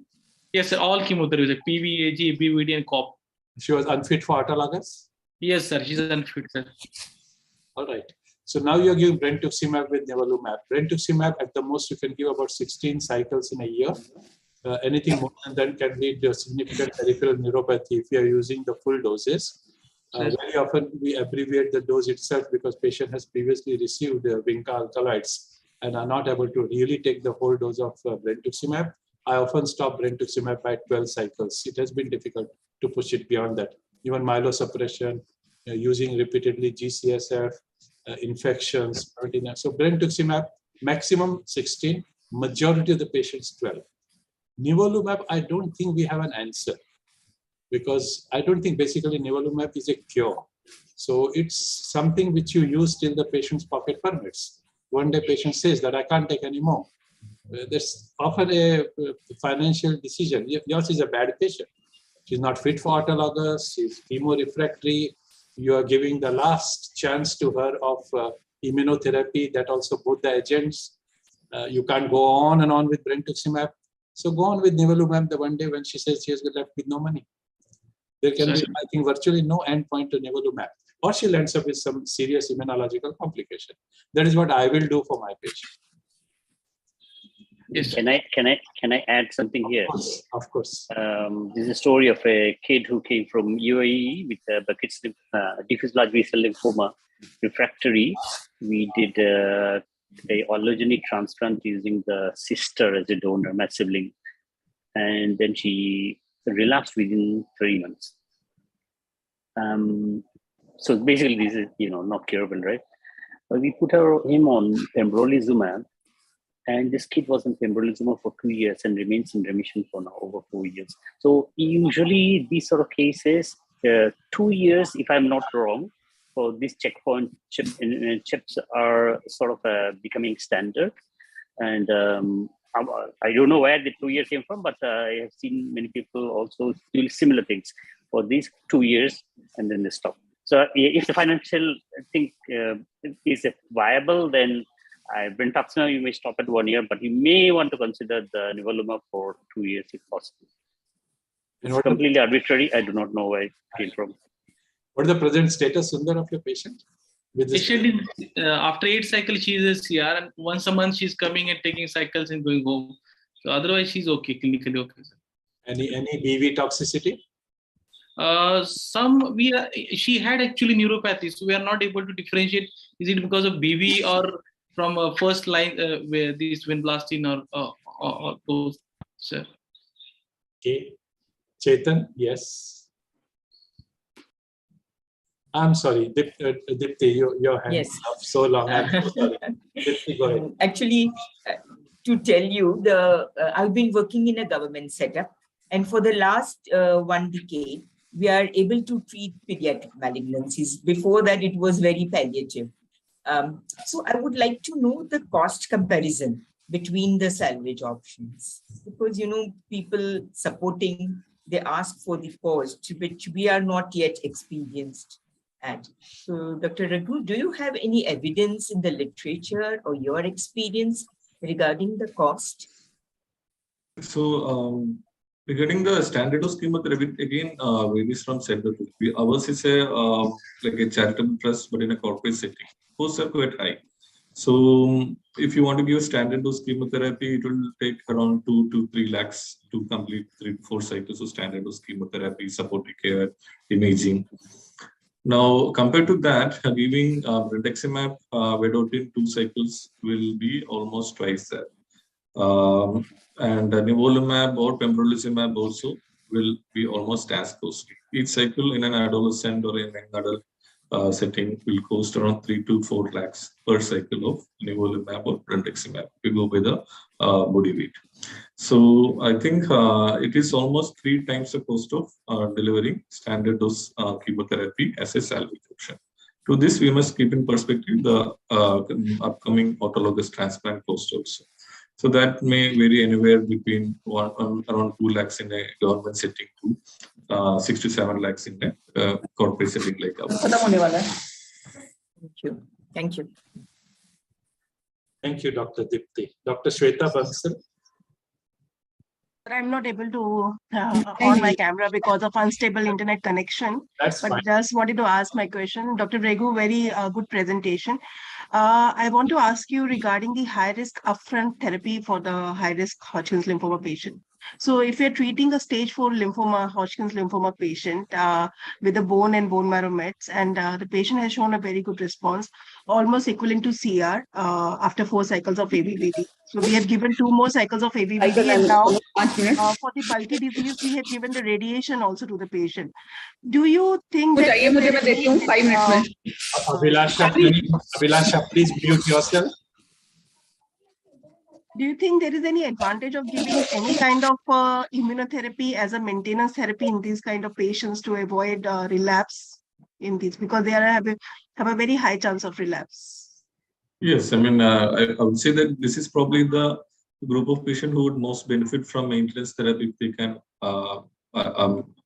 afford that treatment, either with brentuximab or with nivolumab. Preferably brentuximab vedotin, since the toxicity is a little more manageable. Autoimmune disorders are frequent with up to, as I said, around 40% have been reported in maintenance nivolumab or pembrolizumab. So I think brentuximab vedotin maintenance, if feasible in this patient, should be offered. Okay, thank you, sir. Regu, can I ask you one thing again, taking from the adults? Is there any utilization of Rathel study and PET guided response after 2 cycles to modify, upgrade or downgrade the chemotherapy in pediatrics? So yes, sir. So the Euronet strategy that we are using is guided by the PET response after the first 2 cycles of OEPA. So patients who are slow responders, that is a dual score 3+, those patients would benefit from radiation. So they will get a consolidation radiation at the end of chemotherapy. So now the recently published 2022 published data is on the addition of brentuximab also to slow early responders, and along with the standard COPTAC chemotherapy. And one more study is going on. This will soon come out completely, where there's an escalation of chemotherapy also based on the initial response after the 2 cycles of OEPA. So the PET response, PET adapted therapy is being used in pediatric patients also. Is there any de-escalation also based on response? No de-escalation. Our protocols are fairly intense, and you can say that the remaining consolidation cycles after the 2 OEPAs are fairly easy compared to the OEPA cycles. And what is the sperm preservation policy? Sorry, sir, sperm preservation policy. So we in at our institute we counsel the patient and the parents regarding this, but the protocols that we currently use for upfront treatment are not so much of a problem. But patients who are undergoing autologous transplant, those are candidates for sperm and ovum preservation. We advise them, but however the uptake has been very poor in terms of sperm preservation. If you look at our experience overall in the last 1 year for all tumors, maybe 2 patients had actually preserved the sperm. 1 patient attempted but failed. So I think the uptake from the family side is not that great. Again, there's a cost factor also. Yeah. Amita, your question. So I'll take just 2-3 quick comments and 1 question, because I'm part of the Hodgkin lymphoma study group. So first of all, to Shweta, that ABVD is the commonest regime used in children, and that's why the HL study was ABVD based. And for early disease or low risk disease, it had similar outcomes to OEPA COPTAC. But for high risk disease, like the patient you described, it was definitely inferior to more intensive regimens such as OEPA. The outcome was 70% in our study, while it's in excess of 80% on the OEPA or COPTAC regime. So I think instead of maintenance therapy, we would look at more intense therapy upfront for this category of patients if it's feasible. To Dr. Deepti's comment of cost of individual salvage chemotherapies, GV, the drugs cost is actually higher in the GV-based regimen, but the supportive care and hospitalization is the least because it is an OPD or daycare based with very limited myelotoxicity. So we actually calculated as to what would be the first regimen that we would recommend in a relapsed HL study in our protocol, and it was GV based. So that is the second comment. And my question to the entire panel, and especially Dr. Agarwal, is that there is some recent data of very low dose nivolumab in adults. I mean, 40 as post-transplant maintenance therapy, that instead of 100, 40 was thought to be equally efficacious. What is your experience? Because for us, even nivolumab is a financial burden. Not even. It is an expensive drug and it's expensive for everybody. You know, all about these immunotherapies, I wonder whether we really know the answer to the question that you're asking. Most of the things are very empiric. And I'm the firm believer, as I started the discussion, maximum is not the optimum. So if there is a data with 40, the Korean study that was quoted, why not? Even the questions are lying in the question box about this. So most of the immunotherapies, probably they are overused. And when I answered the question and Rajat said 2 years, and I said, I don't know, probably continue and continue. Many of these things may be pharma guided. I mean, there are ample examples. They may be there in pediatric, also in adult. There are ample examples where 50% of the dose, 40% of the dose, 30% of the dose has been equally efficacious, much less toxic, both to your body and to your pocket. So it's possible. Even rituximab is an example. Yeah. In adults, they have pushed it in maintenance therapy for so many conditions. And at the end of the day, you do not know whether you're creating more infections or you're creating some more cures. So maybe 40 is the way to go. Maybe I don't know the answer to this, but this is my philosophical answer. Thank you. So can I give one comment? Yes. Yeah. So this just a comment on that patient. Actually, this patient has been deferring the therapy because of some other reasons, and patient was taking Ayurvedic. So we discussed the multiple options, and what we decided is, after discussing with the family, that the compliance with ABVD would be much better than any other therapy. That's why we went for this therapy, and after 4 cycles, we saw very good response. So that's why we continued this patient. My other thing is that since Dr. Amita, you are heading this Hodgkin's lymphoma project, now for high-risk patients, can we have some kind of a low-cost maintenance therapies? Because we do have some experience regarding the celecoxib, procarbazine, prednisolone, something like these drugs rather than rituximab and other drugs. So if we can have some kind of experience or study which can be based on for high-risk patients as a maintenance therapy. Shweta, there is no data whatsoever. I mean, I'm sure all of us have patients who we put on some kind of therapy like this, but there is no data at all in the pediatric world. In the adult world, there is this data with the low, in terms of cost-effective maintenance therapy is just low-dose nivolumab, which for adult is 40 mg vial. And when we calculate it for children, we could probably split because the lowest size is 40. So we won't save any money by giving surface area based dosing, but there is no data whatsoever. I think we are still confined to doing a better job upfront, better job at relapse, rather than expecting too much from maintenance therapy. But yes, in a select group of patients, and I don't really think that there is even grounds for us to start work on that. But what we want to do, and we will be proposing to all my pediatric colleagues, is we are going to do a retrospective study of brentuximab, nivolumab, and pembrolizumab, whatever each of us have used collectively in the country. Because again, I cannot envisage a prospective study at the current time. But cumulatively, we have reasonable experience. And I think if we put it together, we may learn something from there. Your idea, we could probably add a 4th question as to any of these treatments, if they have done and what has been their experience. Okay, thank you, ma'am. Thanks. I have an issue here.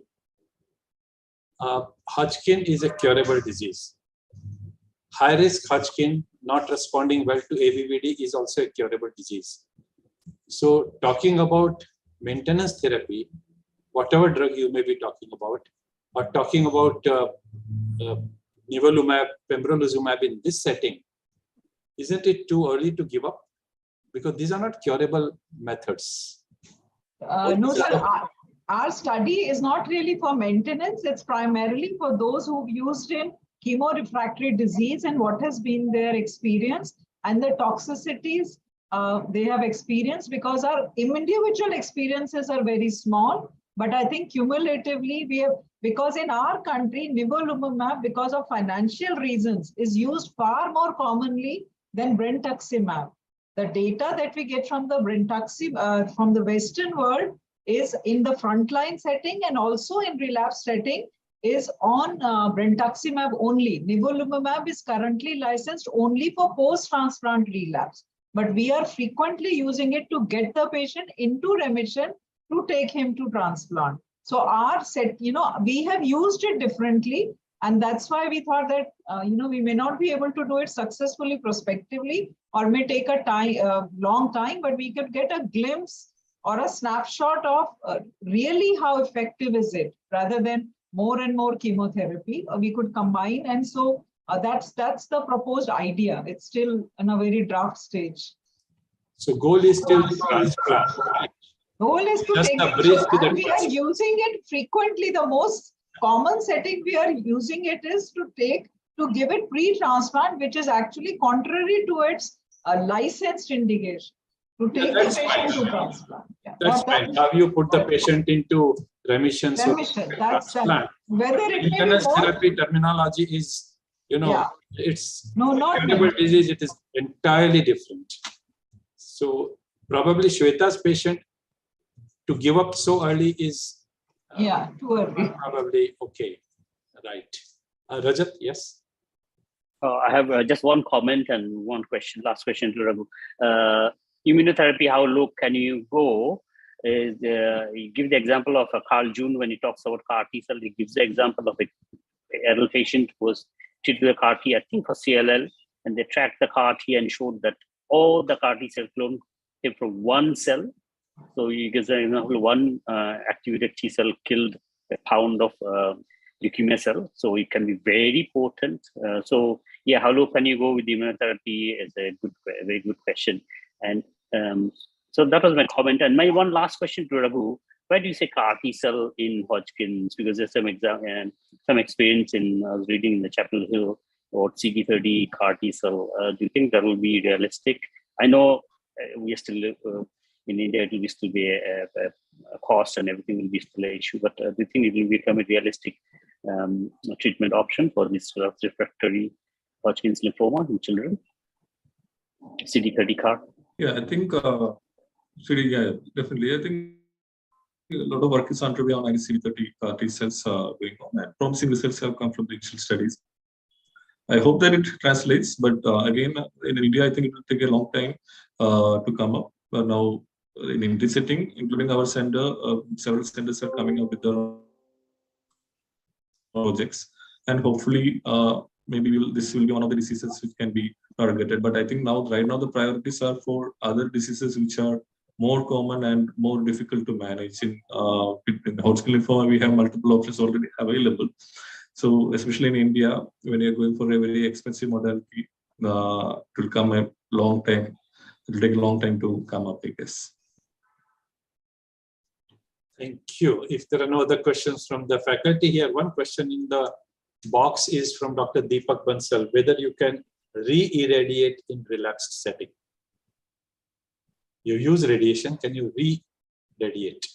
So I think most of the data on re-irradiation in a relapse setting is in terms of the local failure rates. So the patient doesn't significantly improve the overall survival rate unless the salvage is effective. But it can be considered in case of patients who have relapsed outside the primary site of radiation. Within the same site of radiation, in view of the toxicity, organ damage that the patient can face, possibly not. But it has to be highly individualized decision when it comes to re-irradiation. Thank you. One last question I have to Dr. Amita, and of course others can respond. When you're using ABVD in kids, what has been the long-term data of cardiac toxicity of anthracyclines? Is that so the data published from India is from All India Institute group, where they actually report very low incidence of cardiotoxicity. What has been the duration of follow-up of that study? That's really very long follow-up. I think at least 10 to 15 years, Dr. Samir Bakshi's group. And that is because in pediatric, ABVD is not the standard of care in most parts of the world, only in the developing countries. So that data has only come from his group.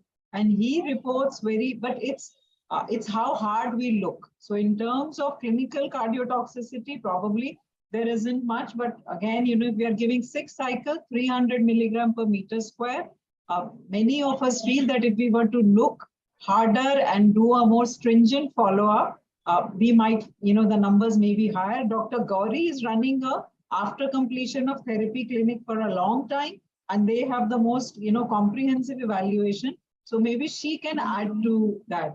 Yes, Gauri. So we have done echoes for 500 childhood cancer survivors, of which about 80 are Hodgkin survivors. And till a few years ago, we were using ABVD for everyone, 4 to 6 cycles. So far, we have a median follow-up of 7 years, ranging from, I think, 3 to almost 20 years.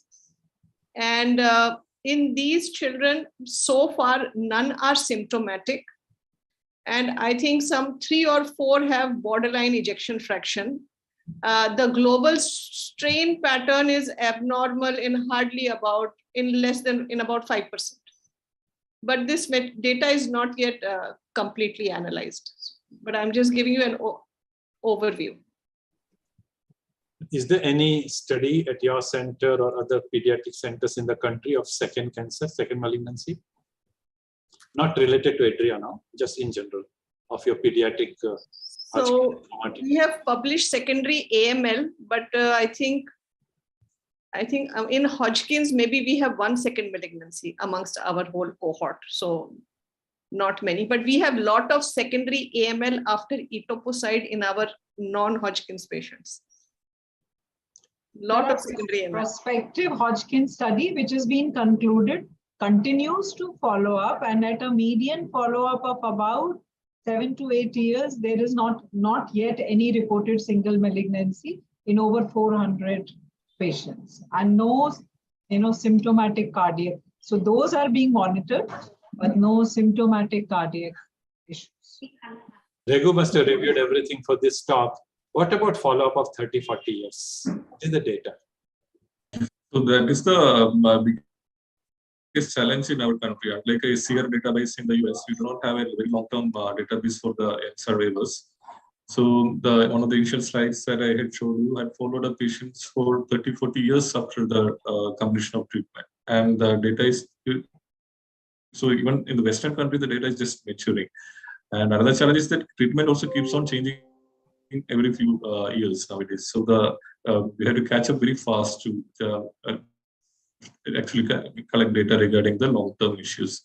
So data has not been very great in terms of Hodgkin lymphoma survivals, with the highest incidence of malignancies in female Hodgkin lymphoma survival in the May 2022 paper, which is published by the Journal of Cancer Institute, which is very worrying. But I think we are moving away from that era where patients got a lot of medicinal radiation, predisposing them to lung cancers and breast cancers.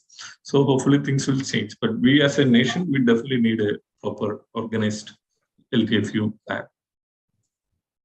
Okay, so I think that brings us to the end of this wonderful discussion which we had. Raghu set the ball rolling, and I think the contribution from the faculty was tremendous.